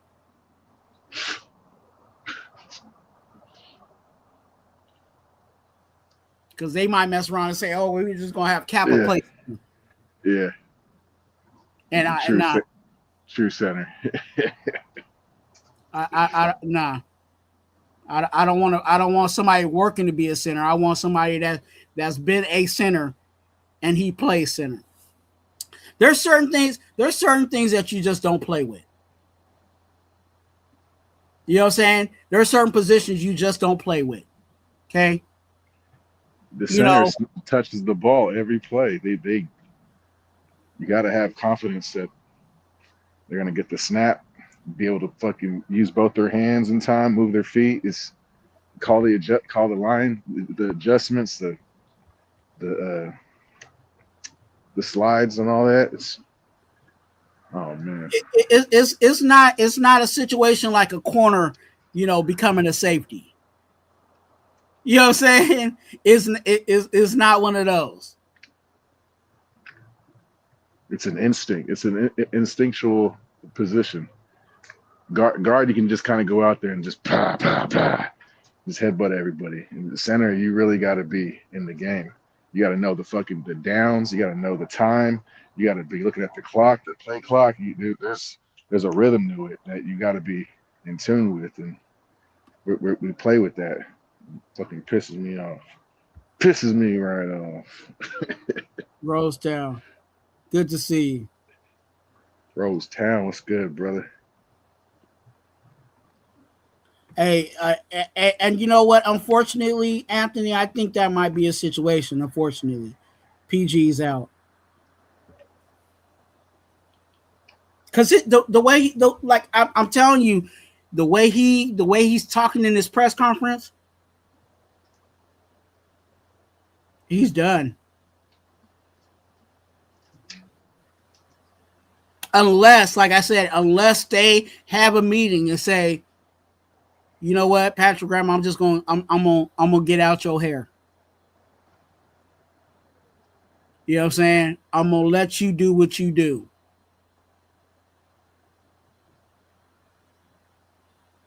Because again, I keep going to Antonio Pierce, and I hate that we got rid of Antonio Pierce, but that's just my personal opinion.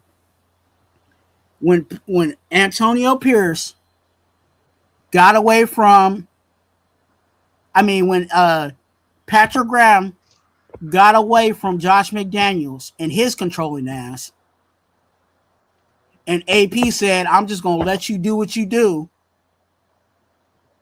Spark up, homie. Didn't that defense start to be top 10, if not top 5, at the end of the season? Oh, and then he beat the Chiefs, and he was really feeling himself. He was on podcasts like, "This is how you beat him. I know how to do it." You know what I'm saying? And that's where it was.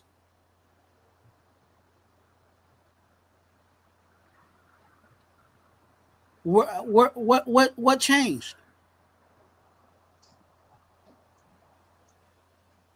What changed from What changed from that Patrick Graham to this Patrick Graham? We could go all the way back to Jack Del Rio, bro. We should have never got rid of Jack Del Rio.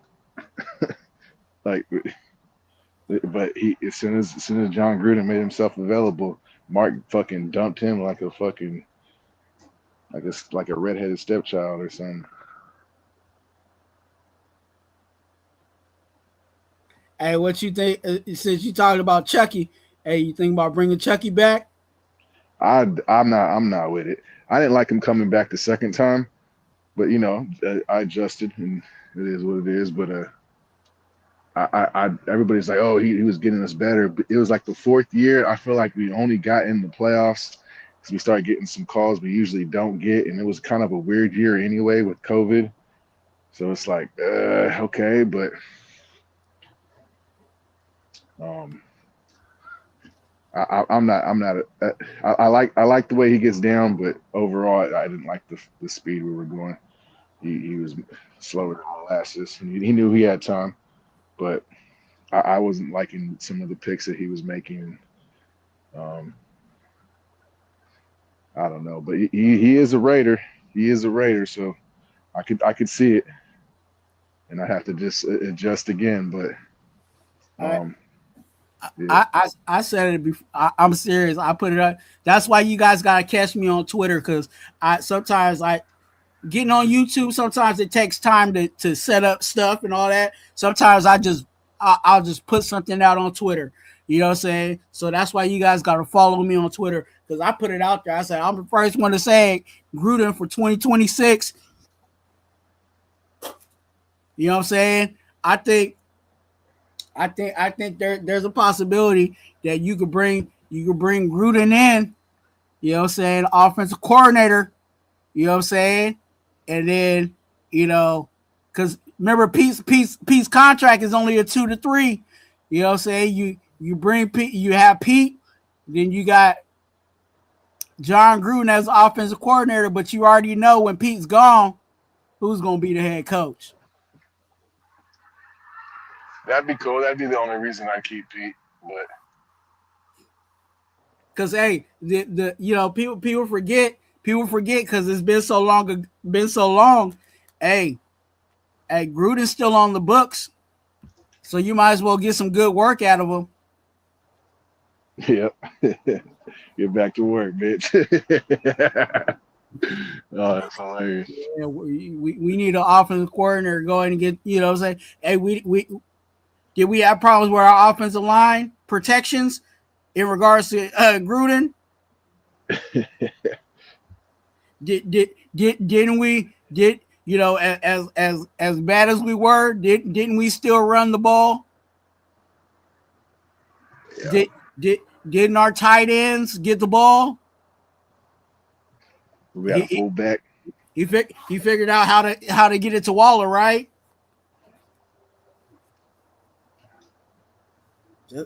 Just saying. Now I will say that Gruden's playbook Gruden's playbook is definitely old school, but I would take the old school playbook because hey, look, I know that we get more than 14 points out of that old playbook. Yeah.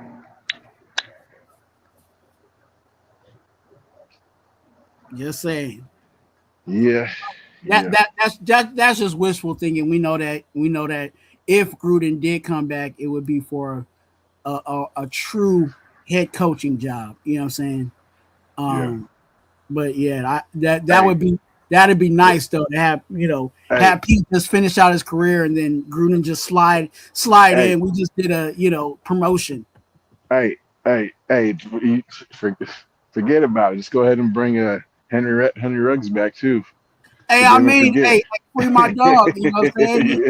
You know what I'm saying? He ready. You know what I'm saying? He paid his debts to society. You know what I'm saying? Yeah. And we need Henry Ruggs. You know what I'm saying? Graduated with honors. He's an outstanding citizen again. Bring them all back. You know what I'm saying? Hey, look, y'all want to get rid of Geno? We bringing in Derek Carr. You know what I'm saying? He gonna be our look. Hey, look, this is what we gonna do. We gonna bring in Derek Carr. You know what I'm saying? We're gonna draft a quarterback. You know what I'm saying? We're gonna let Derek Carr play a year. You know what I'm saying? Then we're gonna let you when we really feel that draft guy, you know what I'm saying, whoever he is ready to go. Then we bring him in. You know what I'm saying? If Derek Carr still feels the NFL bug, you know what I'm saying, then he'll be our backup. You know what I'm saying? Our backup quarterback. Yeah. And then, you know, whenever Derek Carr feels like he wants to retire, you know what I'm saying? Because, you know, he's going to eventually retire as a Raider. You know, he can just go ahead and retire. You know what I'm saying? And we can do that. Nah, Since everybody hates Geno, you know what I'm saying? We can just bring in, you know what I'm saying, Derek Carr, let him have his, you know what I'm saying, retire career, and he can be our bridge. If he can throw, bring him back. If he's not the same, yeah, we got to see how that arm is. We got to see how that okay. shoulder is. Because the torn rotator cuff, I heard he shredded it, so I heard it was pretty bad. But I am a fan of going the route of at least drafting in this upcoming draft, going heavy on defense and working on this defense from everywhere from corner to defensive line to linebackers and all in between. And we go young and fast on defense, and then we address the offensive line in free agency, and hopefully like pick up. I don't know what's going to happen as far as the quarterback position. It looks like I feel like we're going to be stuck with Geno though. But I'm okay, and like I said, you know what I'm saying, we've been saying this. I've been saying it a lot. I'm fine with Geno if we solidify that offensive line. That's the only thing. That's the only issue that we have with our offense. Really, I can get by with you know, as much as I get on Dante Thornton, I can get by with our wide receivers. And who knows? And be honest with you, the way I've been looking at some of these players in the draft, and where I think they'll be, where they possibly will land, I think we can pull the trigger on maybe a wide receiver in the late rounds. And we do that, we can run it back. Because honestly, everything else outside of our offense wasn't bad. Tight ends are all right. You know what I'm saying? If not good. With Mayer and you know what I'm saying? Brock Bowers. Jack Besh is Mr. First Down himself. We know what Trey Tucker can do when he gets the ball.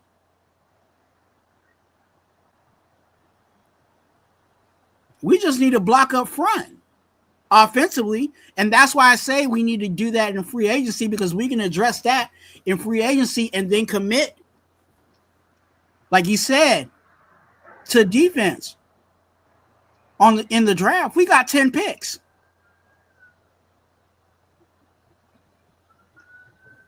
Get that quarterback. Yeah. You know what I'm saying? And to be honest with you, you know, that might be a discussion. Do we really need to get the quarterback?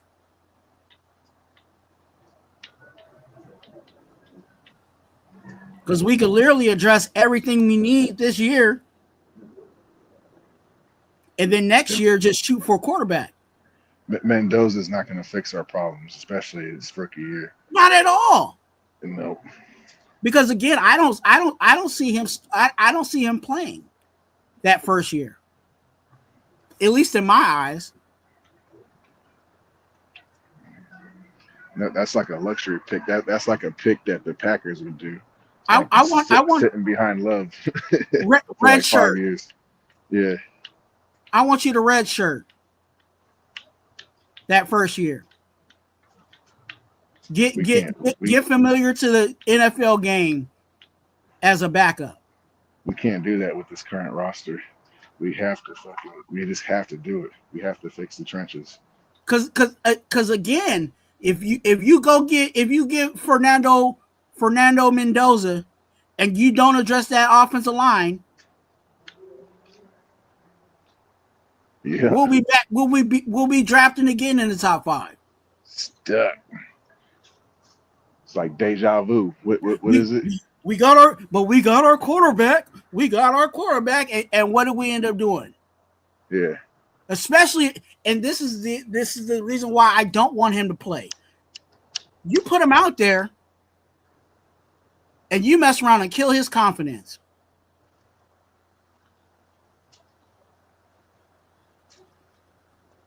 Yeah. You guys remember the other car? That got beat up and never was the same?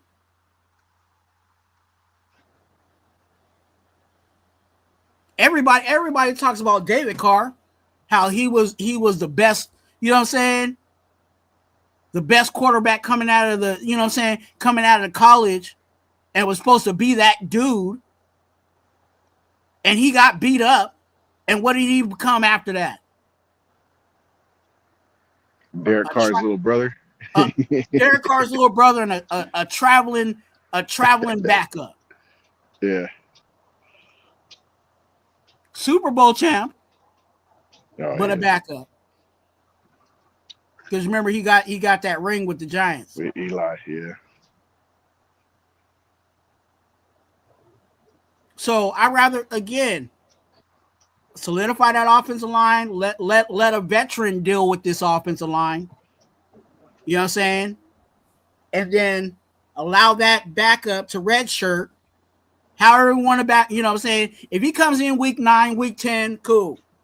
You know what I'm saying? Obviously, we see, you know, obviously they saw enough of him to trust him to say, okay, we're just going to get handed over to you now.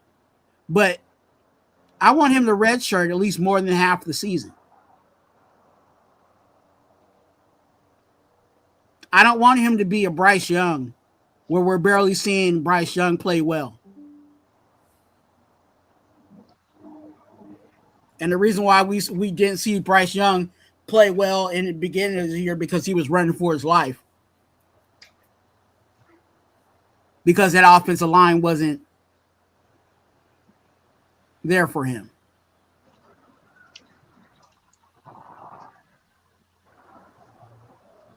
Because there was a whole lot of people that were saying Bryce Young was trash and Bryce Young, you know what I'm saying, was a flop. And it wasn't that Bryce Young was a flop. It was because the pieces around him were flops. What is Bryce Young doing now? Aren't the Panthers somewhere close to the playoffs or something like that? They're on the hunt, like 7-4 or something like that. It's got like 7-8 wins.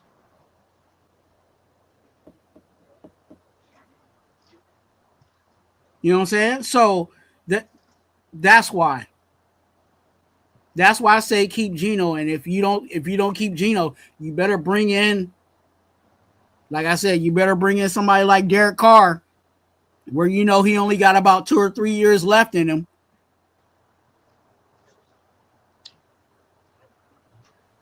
Derek Carr would be a good teacher.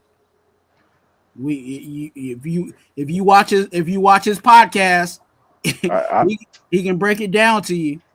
I don't know if that works with Tom Brady though. Tom Brady has a there goes the issue. Yeah. He's gonna have to run into Derek Carr regardless, because no matter what, this thing right here, it is connected to Derek Carr no matter what. He holds too many records in this team. You know what I'm saying? He is probably one of the most polarizing, you know what I'm saying, quarterbacks on this team. He gonna have to deal with it regardless. And his owner, the big owner, loves Derek Carr.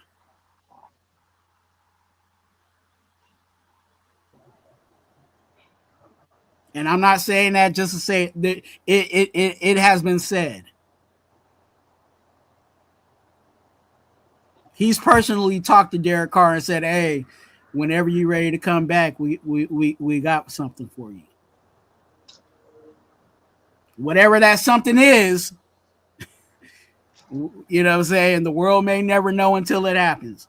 But there's some, but Mark Davis has something for Derek Carr to do.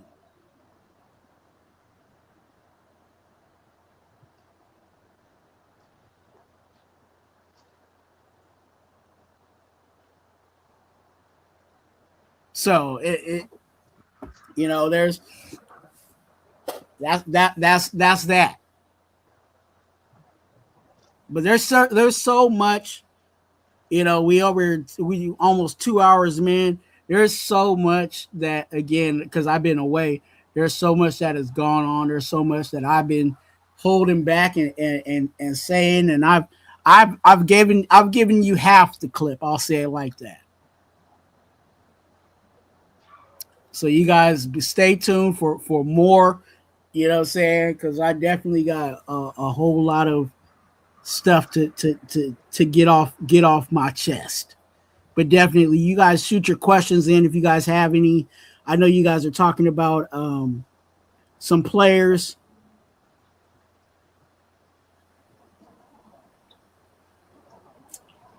Oh, Anthony said we can get by with our wide receivers. Yes, we can. Yes, we can. We could add something to it. No. Yeah. Of course, we can always get better. Hey, but if you told me, hey, you address the offensive line, you address defense, and we just didn't do anything wide receiver wise, and we're just going to run it back with those guys, I think we can. I think our offense could get by with what we have. Because again, you remember Brock Bowers and Ashton Jeanty should be, with a good offensive line, should be getting the majority of the touches and will be productive in those things. So that means you're asking Trey Tucker to be an auxiliary guy. You're asking Jack Best to be, you know, that move the chains, you know what I'm saying, first down guy. And then you have, you know, hopefully God, Dante Thornton, you know what I'm saying, has his act right in his second year. Yeah, I might be tripping a little bit, but I was a little upset that Cedric Jackson didn't get more playing time after his debut. In the chemistry that you can see that him and Kenny Pickett had right away was there, and we denied it. We denied that for Kenny Pickett, and we didn't even activate him for this last game that Kenny Pickett played. So it was that he started. So he had the starters, I guess, but they were all coming off of like injuries and hobbling. They weren't fully.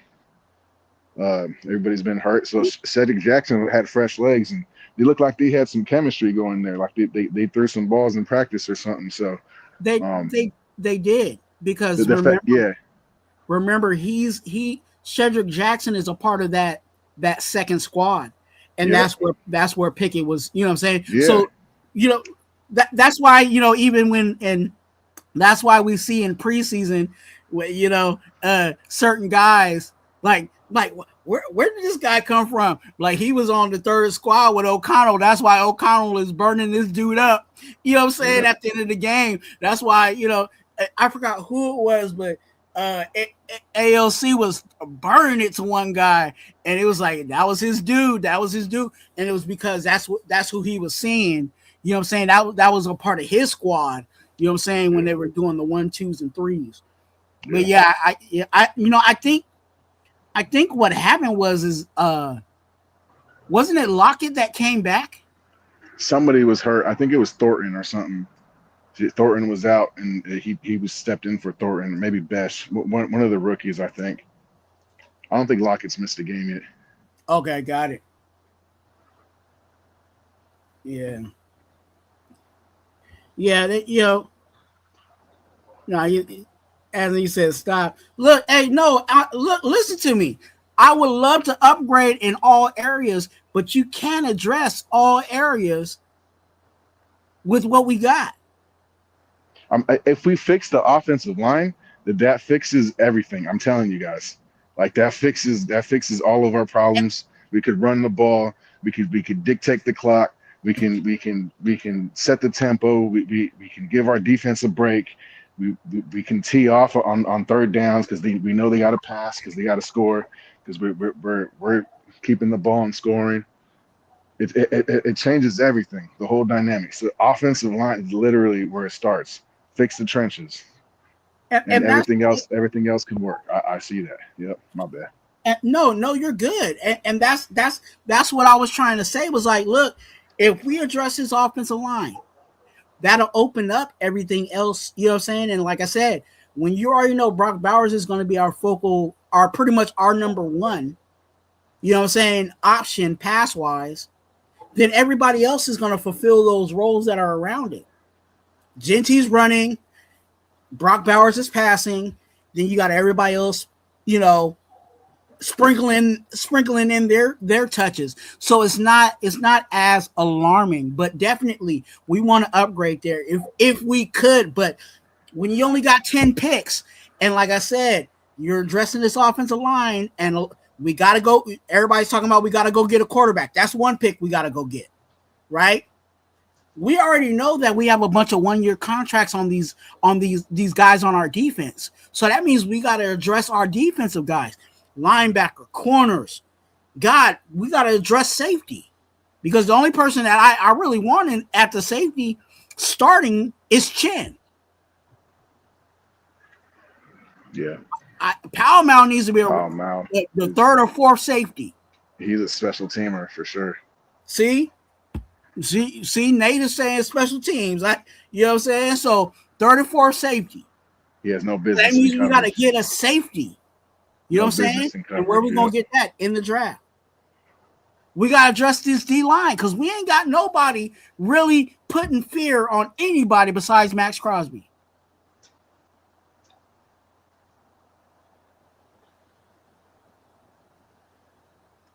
So we got to address D-line. We don't even have a nose tackle. Nope. There goes another D lineman.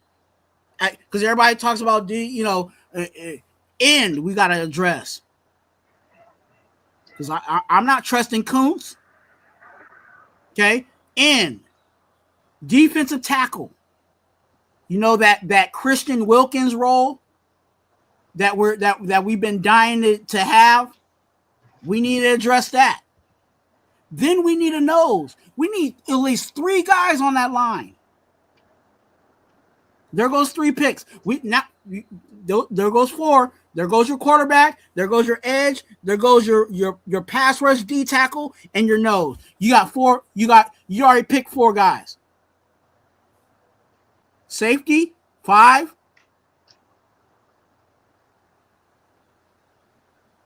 What else? Linebacker.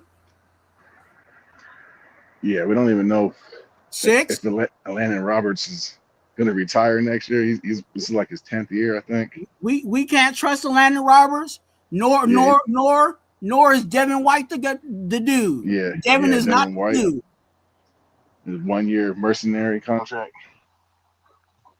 Okay. Jamal Adams, I'm surprised he lasted this long, but he's definitely not a starter. No, he's a rotational guy. And you might be able to bring him back on the low, be honest with you. Does he want to come back after if we let go Pete? That's the other thing.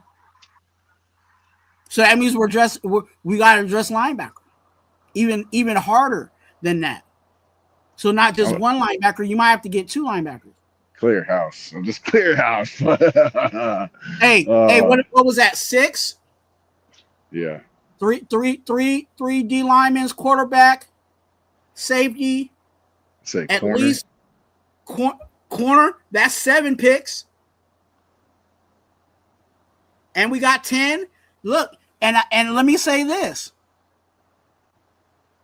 I'm gonna say something offensively that we may need to address. Running back.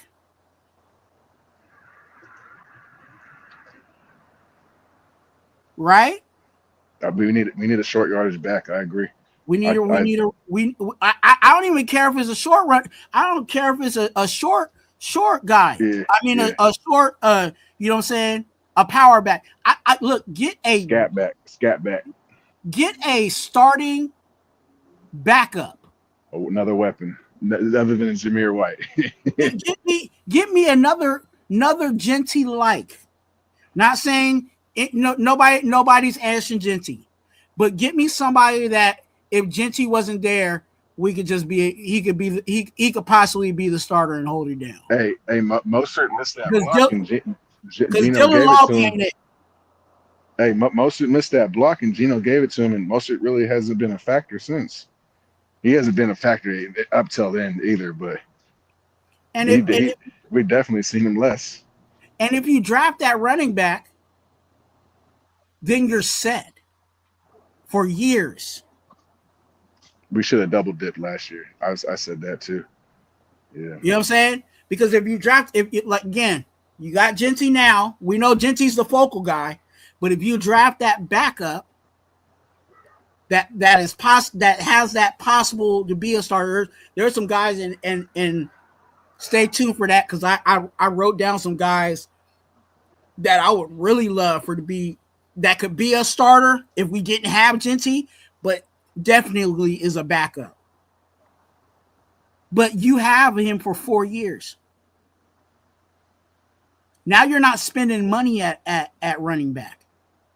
All your running backs are cheap. Yeah. You got 4 years of rookie contract.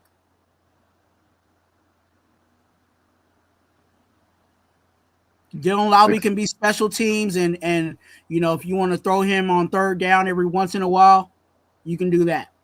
No. I don't want to throw him on third down once in a while. I do not. if you already know that you for sure passing it to him, you know what I'm saying? You might be able to dump it off to him and let him go get 5. He can play kickoff. But definitely he's definitely a special teamer. So that means you're getting rid of Mostert. Because you're drafting the backup. But that's 8. That's 8 picks out of 10.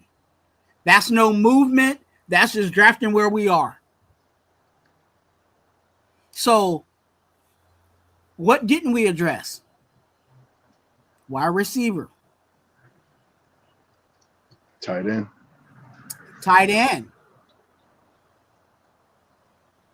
So I don't know what's up with Ian Thomas. I don't know if he's is he on a 1 year? I think so, yeah.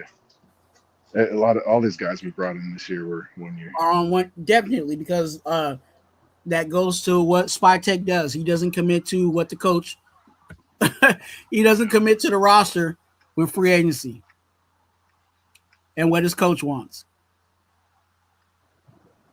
So it would be fitting that he would be a 1 year.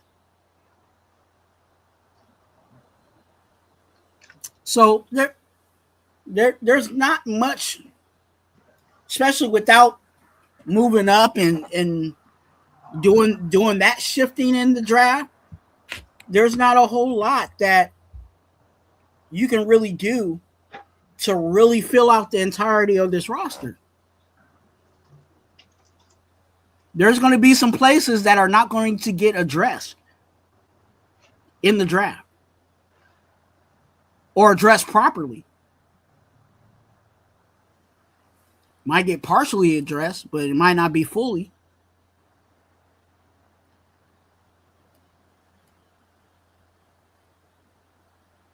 So that's why going back to the wide receiver situation, that's one place I'm like, okay, we can, if we address everything else, we can get by.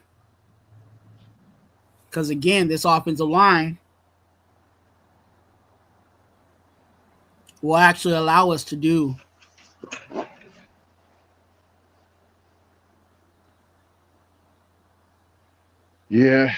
allow some more time for that quarterback to sit there and really go through his progressions. Because I can guarantee you that Gino or whoever our quarterback is not fully going through all the progressions. Yeah. The quickest way to fix this is free agency offensive linemen because they're already experienced. You don't got to coach them up in technique or none of that, or get them adjusted to the speed. They'll be ready to go. They're going to get paid top tiered money, whoever it is.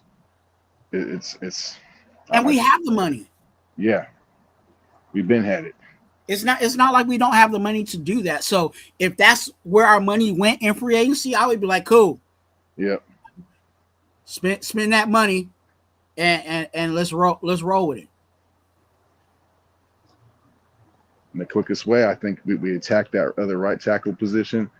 I mean, if there is a left tackle available, it wouldn't be a bad idea. Maybe you could swing over to the left when Colton Miller finally decides to walk off. But I think we got Colton Miller for another 3 or 4 years.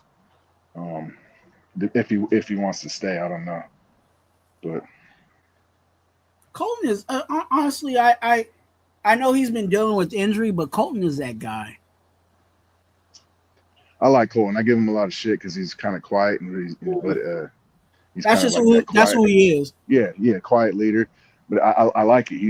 He's making an attempt to actually try to come back to this season with an injury like that. It kind of sets the standard for the rest of the linemen in the group. Not that they're worth anything, but it kind of like, hey, if you can play, you fucking go out there and play. Don't disrespect the game. And he's done things, and you're right. And he's done some things that a lot of people may not even be aware of, you know what I'm saying, behind the scenes, you know what I'm saying, for the organization. You know what I'm saying? There was a lot of times where he restructured his contract, you know what I'm saying, to help out the team. And you know what I'm saying, he was a team player even in that, even though it kind of benefits him because he gets his money early. But, you know what I'm saying, there was just certain things that, you know, certain things like that where it's like, he was the one that came up and was like, hey, go ahead and if you want to go ahead and address that, let's help out the team. You know what I'm saying? There was I forgot, and I keep going back to AP because AP you talked about the players a lot. I forgot what game it was, but there was one game where Colton was out, and I forgot who was taking over for him over there at the at left tackle, and that left tackle went down. Like Colton Miller was dressed. He was Pete. It might have been, but Colton was dressed, but they were pretty much not playing him that game because of his injury. But because that player went down, and Colton Miller was like he grabbed his helmet and was. You know what I'm saying? Like, that's what kind of person Colton Miller was. Like, he was supposed to sit. He wasn't supposed to play that game. But he went out there and was trying to be a real one, you know what I'm saying, for the team. You know what I'm saying? So you got to, as much as we give him trash, I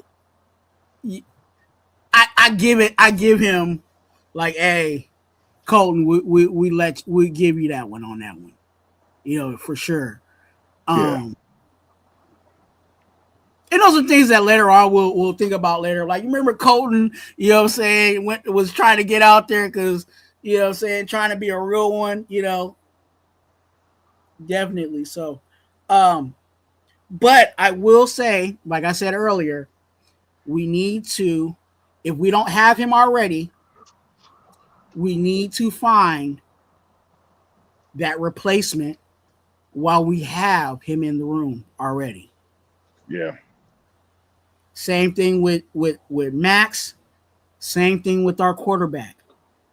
We need to have that starting quarterback and then have his replacement. Because we don't need to just go without or hope. You know what I'm saying? Oh, we got rid of Colton Miller. Oh, we gonna hope to draft one that's gonna be ready to go. hoping. And that's what it is. Say Colton Miller leaves, right? And we didn't address that his backup. Excuse me, my light. um, we don't address his backup, right? But then we in the first round, we gonna get that left tackle. We gonna get Leatherwood to take over for Colton Miller. Yeah. And how's that gonna work out? Right. Because we hoping. You don't need to hope if you bring that person in, train that person behind that person, then that person's ready to go.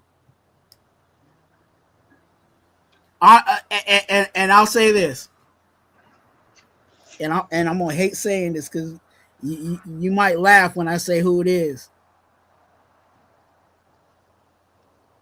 Andre James's best years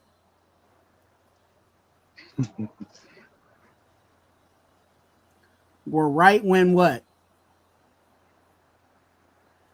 Right after Rodney. Why? Because Andre James sat behind Rodney Hudson.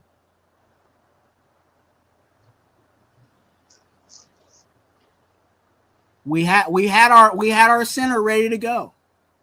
That's why to be honest with you, and that was the reports out there too. That's why we were okay with getting rid of Rodney Hudson. Man, that reminds because me of Andre James, because of the development of Andre James behind him. That just reminds me of another reason I don't like John Gruden. We had a decent offensive line. He tried to fix it, but he went in there and cut KO. He went in there and KO was playing worse. I agree, but went and he's clashing heads with Rodney Hudson right away and Gabe Jackson. So he let them go, walk out the door. I didn't. And I think he openly admitted that Colton Miller was his second choice over McGlinchey in that draft. But so that's that line was expensive too. Yeah. I thought Donald Penn was kind of washed, but he was kind of like the David Lee to the Warriors to the Raiders at that time. He kind of he changed the locker room, the attitude, and he brought the swag kind of back. I thought he kind of sucked, but I thought he played with some pride, and he brought an attitude back to the Raiders, and I respect him for that. But other than that, that offensive line was super expensive, but it's car insurance, right? Yeah. So you got to pay. You want that premium, you got to pay. Especially because we didn't have at that time. We didn't draft enough to have a solidified offensive line. So it's either you draft well at offensive line, or you got to pay for it. And sometimes in order to draft well for an offensive line, you got to be doing that for years. That's why these offensive lines that do draft well, they've been drafting like that for, you know what I'm saying? Drafting like that for years. Yeah.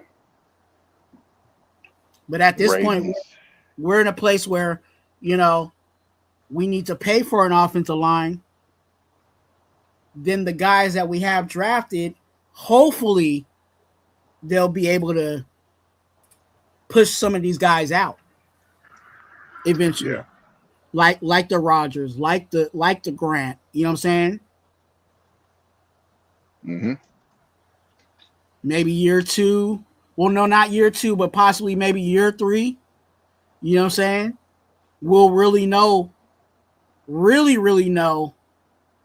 what Rodgers is.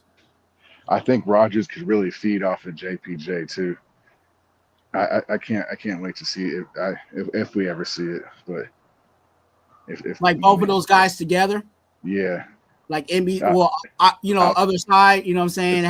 It's gonna change their whole identity up front, up the middle. I feel like. Because what is Rodgers playing? Is he right or left? I believe he is playing the left guard. Or no, he's playing right because I think Parham's playing left. Parham's playing left. Yeah. Parham wants to play right. He thinks he's better at right, but I think in most philosophies, you want your smaller guard on the left side, and you want your power running guard on the right side. Yeah. And Parham being the smaller guy, I think,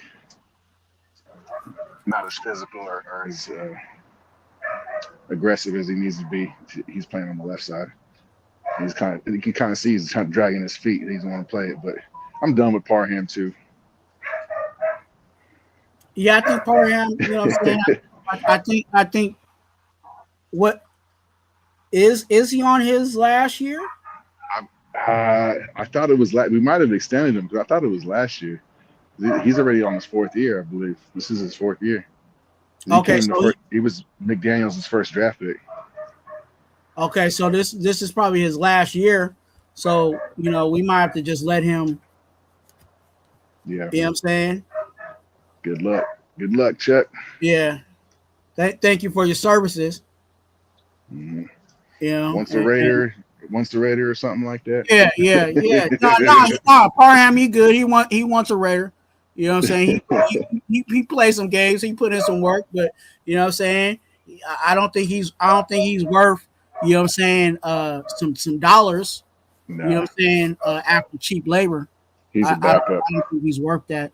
Now I'll say this because a lot of teams they like to believe in my mess is my mess. They might keep him because they know what his deficiencies are, but it's gonna be a low dollar. They gonna say, hey, we think you're we'll bring you back for 3, but you can go talk to, you know what I'm saying, go you can go see what if you can get better, but we got 3 on the table. I think they do that with all those guys too. I think they give like an honest dollar and then say, hey, you can go holler at whoever and see if you can get more. Yeah. Come holler at us, you know what I'm saying, by this date. You know where I see Parham going, right? It's back to his boy Josh McDaniels in New England. He might. Yeah. And it'll work because obviously, you know what I'm saying, McDaniels will know, what he can get out of Parham. Yeah. And it'll be the dollar amount that he's worth. Because it won't be, honestly, he won't get any. It's not like he's going to get a situation like our linebacker. You know what I'm saying, that went to the Patriots. Or Merrick, you know what I'm saying? Merrick left and got the bag, you know what I'm saying?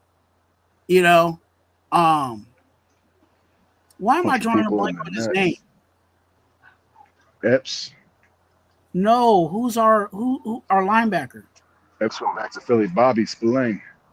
Yes, Robert. Spillane. You know what I'm saying? Robert Spillane got the bag, you know what I'm saying? That's why he, you know what I'm saying, took off. But Parham, he ain't gonna get the bag. You know what I'm saying? He's gonna get a rotational dollar. He gonna get the veteran dollar.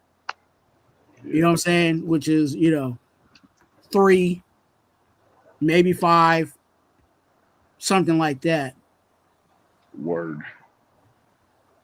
So that's where that's at with him, and that's why I said, he might we might throw him a low dollar, and if he comes back, he comes back, but he definitely be a backup. Yeah. Yeah, we got some work to do, brother. We got some work to do. It's not overnight for sure, and there's no quick fix to this either. I don't know. I don't know what Raider Nation is thinking, but it's going to be a few years. Raider Ben, good to see you, man. My dog. You already know. You already know. You can open the fridge and get some Kool-Aid over here, dog. I don't know if you you know what I'm saying, I don't know where you at, but thanks for coming in. Hell yeah. But yeah, man, I gave conspiracies today. I gave my little thought on really what's going on with this team and why we at 2 wins. You know, um, have you seen anybody? Did you watch the games today? I watched a little bit of the Packer game. I did watch the Bears game a little bit too. Oh, Did the you? Bears. I mean, the Bears and the Packers. But who else was it? The Redskins and the Eagles. That's right. Yeah, yeah, yeah. Yeah. I'm noticing a lot of old Raiders, bro. A lot of old Raiders playing the meaningful games. Oh, you too. You noticed that? Yeah, yeah, Hey, we gonna get smacked around by a few tomorrow, right?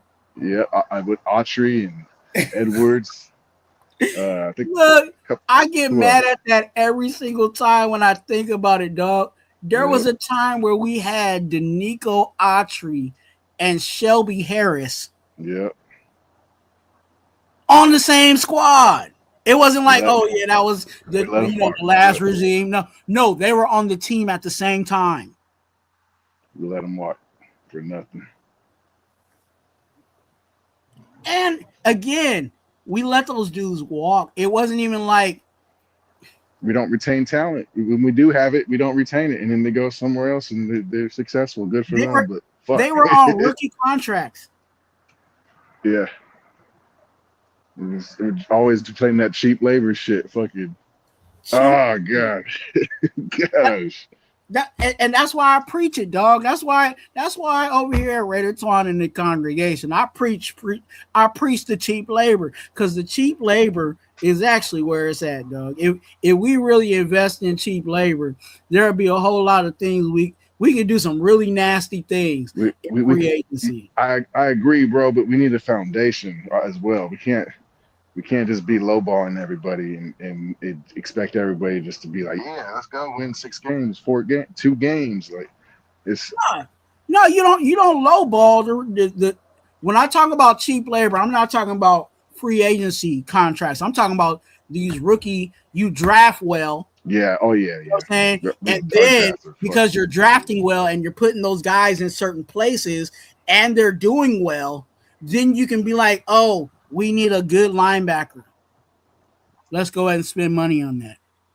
yeah, Or all we need is a number one wide receiver.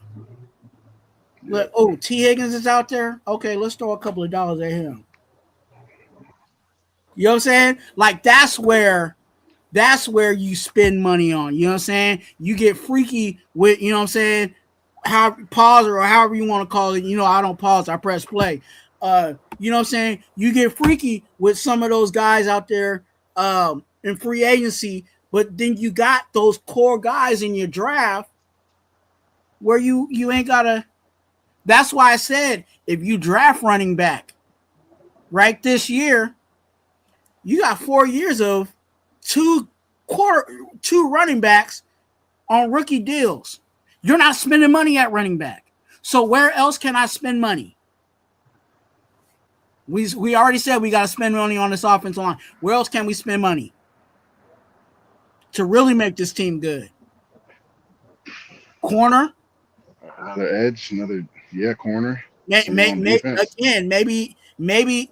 Okay, you draft a good edge, but then you pay for that proven defensive tackle.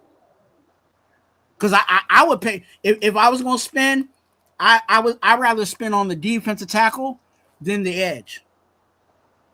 Yeah, I think we did that. We tried that with Christian, and I don't know if we're going back that route.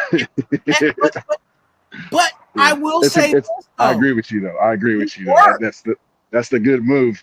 But I think because of more recent, it worked. It just happened to be that the one that we got decides that he wants to kiss everybody. yeah. Outside Fuck, of that, when Christian Wilkins was out there, it was that D line was getting at it. Because Max, and it wasn't even like the D line, it was just literally Max Crosby and Christian Wilkins you know what I'm saying, stirring the drink on that. But it still made our defensive line something to be like, oh snap, like the quarterback had to really, you know what I'm saying, think about it. Right now, it's just like, let me just shift everything to Max Crosby. This ain't your grandfather's Raiders no more. So, yeah, I would throw at defense tackle because I think, be honest with you, I think the veteran defensive tackles, I think you really need that, especially pass rushing wise. Like, I don't, unless you get like a Jalen Carter or something like that, you draft somebody like that, you know, I don't see too many defensive tackles rushing wise this year. I gotta keep digging. You know what I'm saying, in the draft to see that, but right now I don't see it. So I would spend money at defensive tackle, get a proven pass rush defensive tackle. You know what I'm saying, and then just get you a you know, a top guy out of the draft, second round or whatever, and go about it like that. But again, when you draft well in certain spots, then you can start spending money in certain areas where you're, you know, putting sugar on something that could be really sweet for us. Yeah. Because that's what these other guys are doing.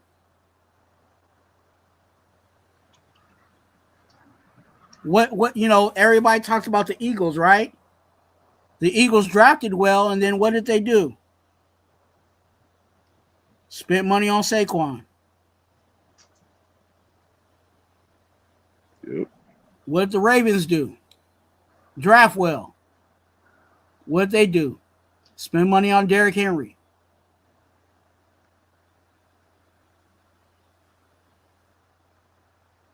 Because you have it. You got the money now because everybody's under cheap contract. You ain't got all this money tied up in vets. Young and fast on defense. And that's the way to go. That is the way to go. Yep. Well, I appreciate you having me, Twuan. I'm gonna get out your hair. Yeah, I'm about to kick rocks, man. I didn't know I was gonna be here for 2 hours and 33 minutes, but it is. I haven't been on here for a while. I don't know when I'll be back. Definitely, you guys. Nate, you already know, much love. You already know. You know, you already know what flavor the Kool-Aid is in my refrigerator. You know what I'm saying? Over here at Raider Twuan in the congregation, man. I appreciate you, man. I appreciate you, brother. You guys, make sure you guys hit that notification bell. Go ahead and hit the subscribe button on Raider Nate's channel. You know what I'm saying? Show him some love. Show him some support. Don't be mean. Double tap his screen. You know what I'm saying? When he goes live and does what he does, you know, obviously, you guys know he be giving that good old Raider gospel for sure. Appreciate you, brother. Y'all take care, Raider Nation. On the next one, man. Till next time. Yep. Peace. Yeah. Hey, make sure you guys, again, hit that like button, hit that subscribe button as we go along. You guys already know. Much love for you guys.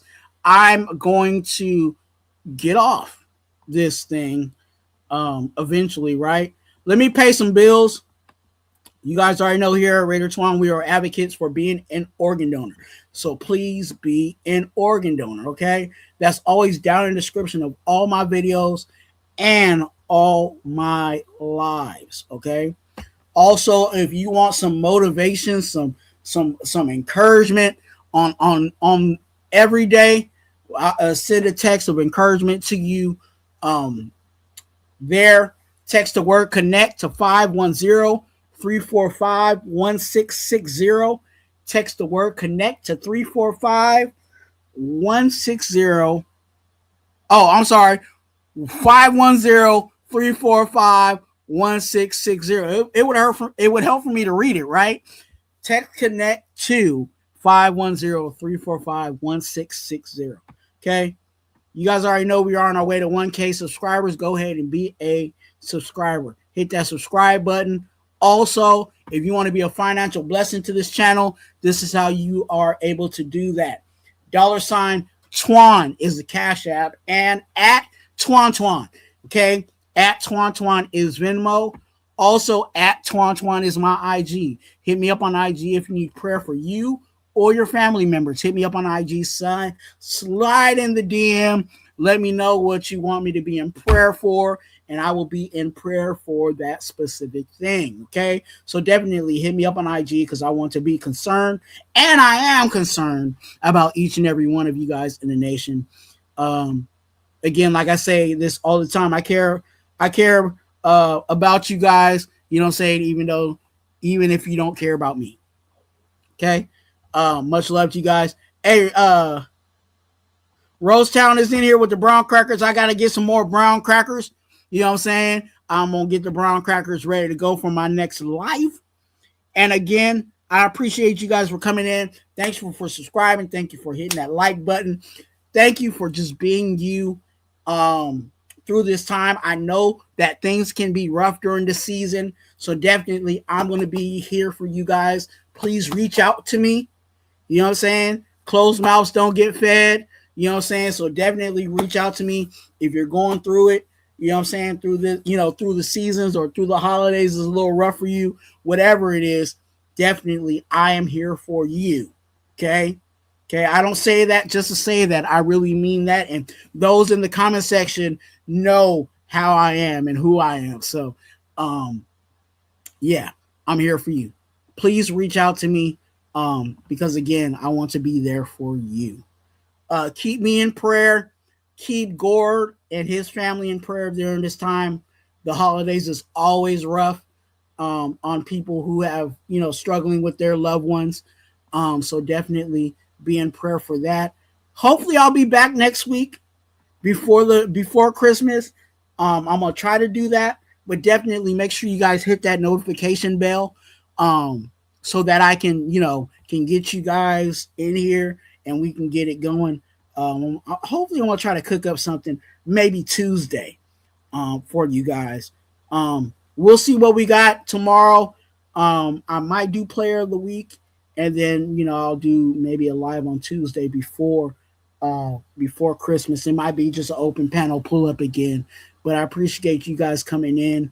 I know I'm talking long because it's been a while, but I really thank you guys for all that you guys do. Reach out to Cool Kev. Yes. You know what I'm saying? Reach out to Cool Kev, you know what I'm saying, for his birthday. You know what I'm saying? Deacon Kev over here. But definitely, you guys know I got much love for Cool Kev.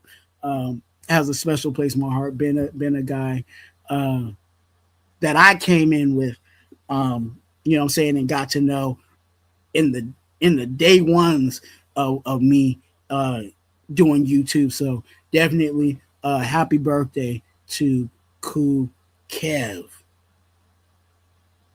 And let me do the, you know what I'm saying, let me do the Cool Kev. You know what I'm saying? This video was actually for Cool Kev. Where's it at? Yeah, this was for Cool Kev. Just dry. Just dry. All right, hey, you guys already know. Let me get up out of here because I'm about to, you know what I'm saying? I'm like this. You smoke crack, don't you? Yeah, I feel like I'm, you know what I'm saying, not on crack, but you know what I'm saying, I feel like I'm just mumbling just to mumble. Fucking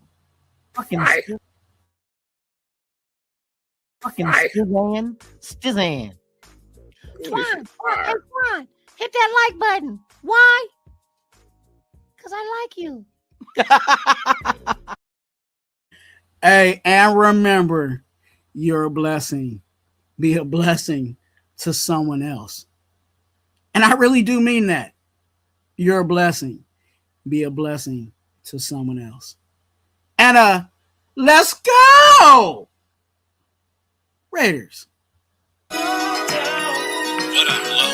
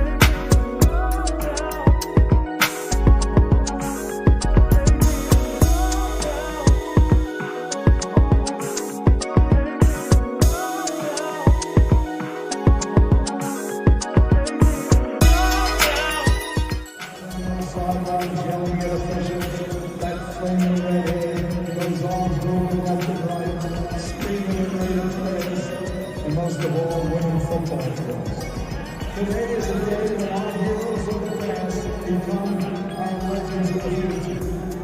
Time never really stops for the great ones.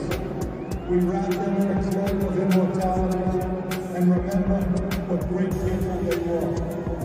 We recognize you, Virginia Madden, his sons Mike and Joey. They were a football family, so that John could pursue his dreams.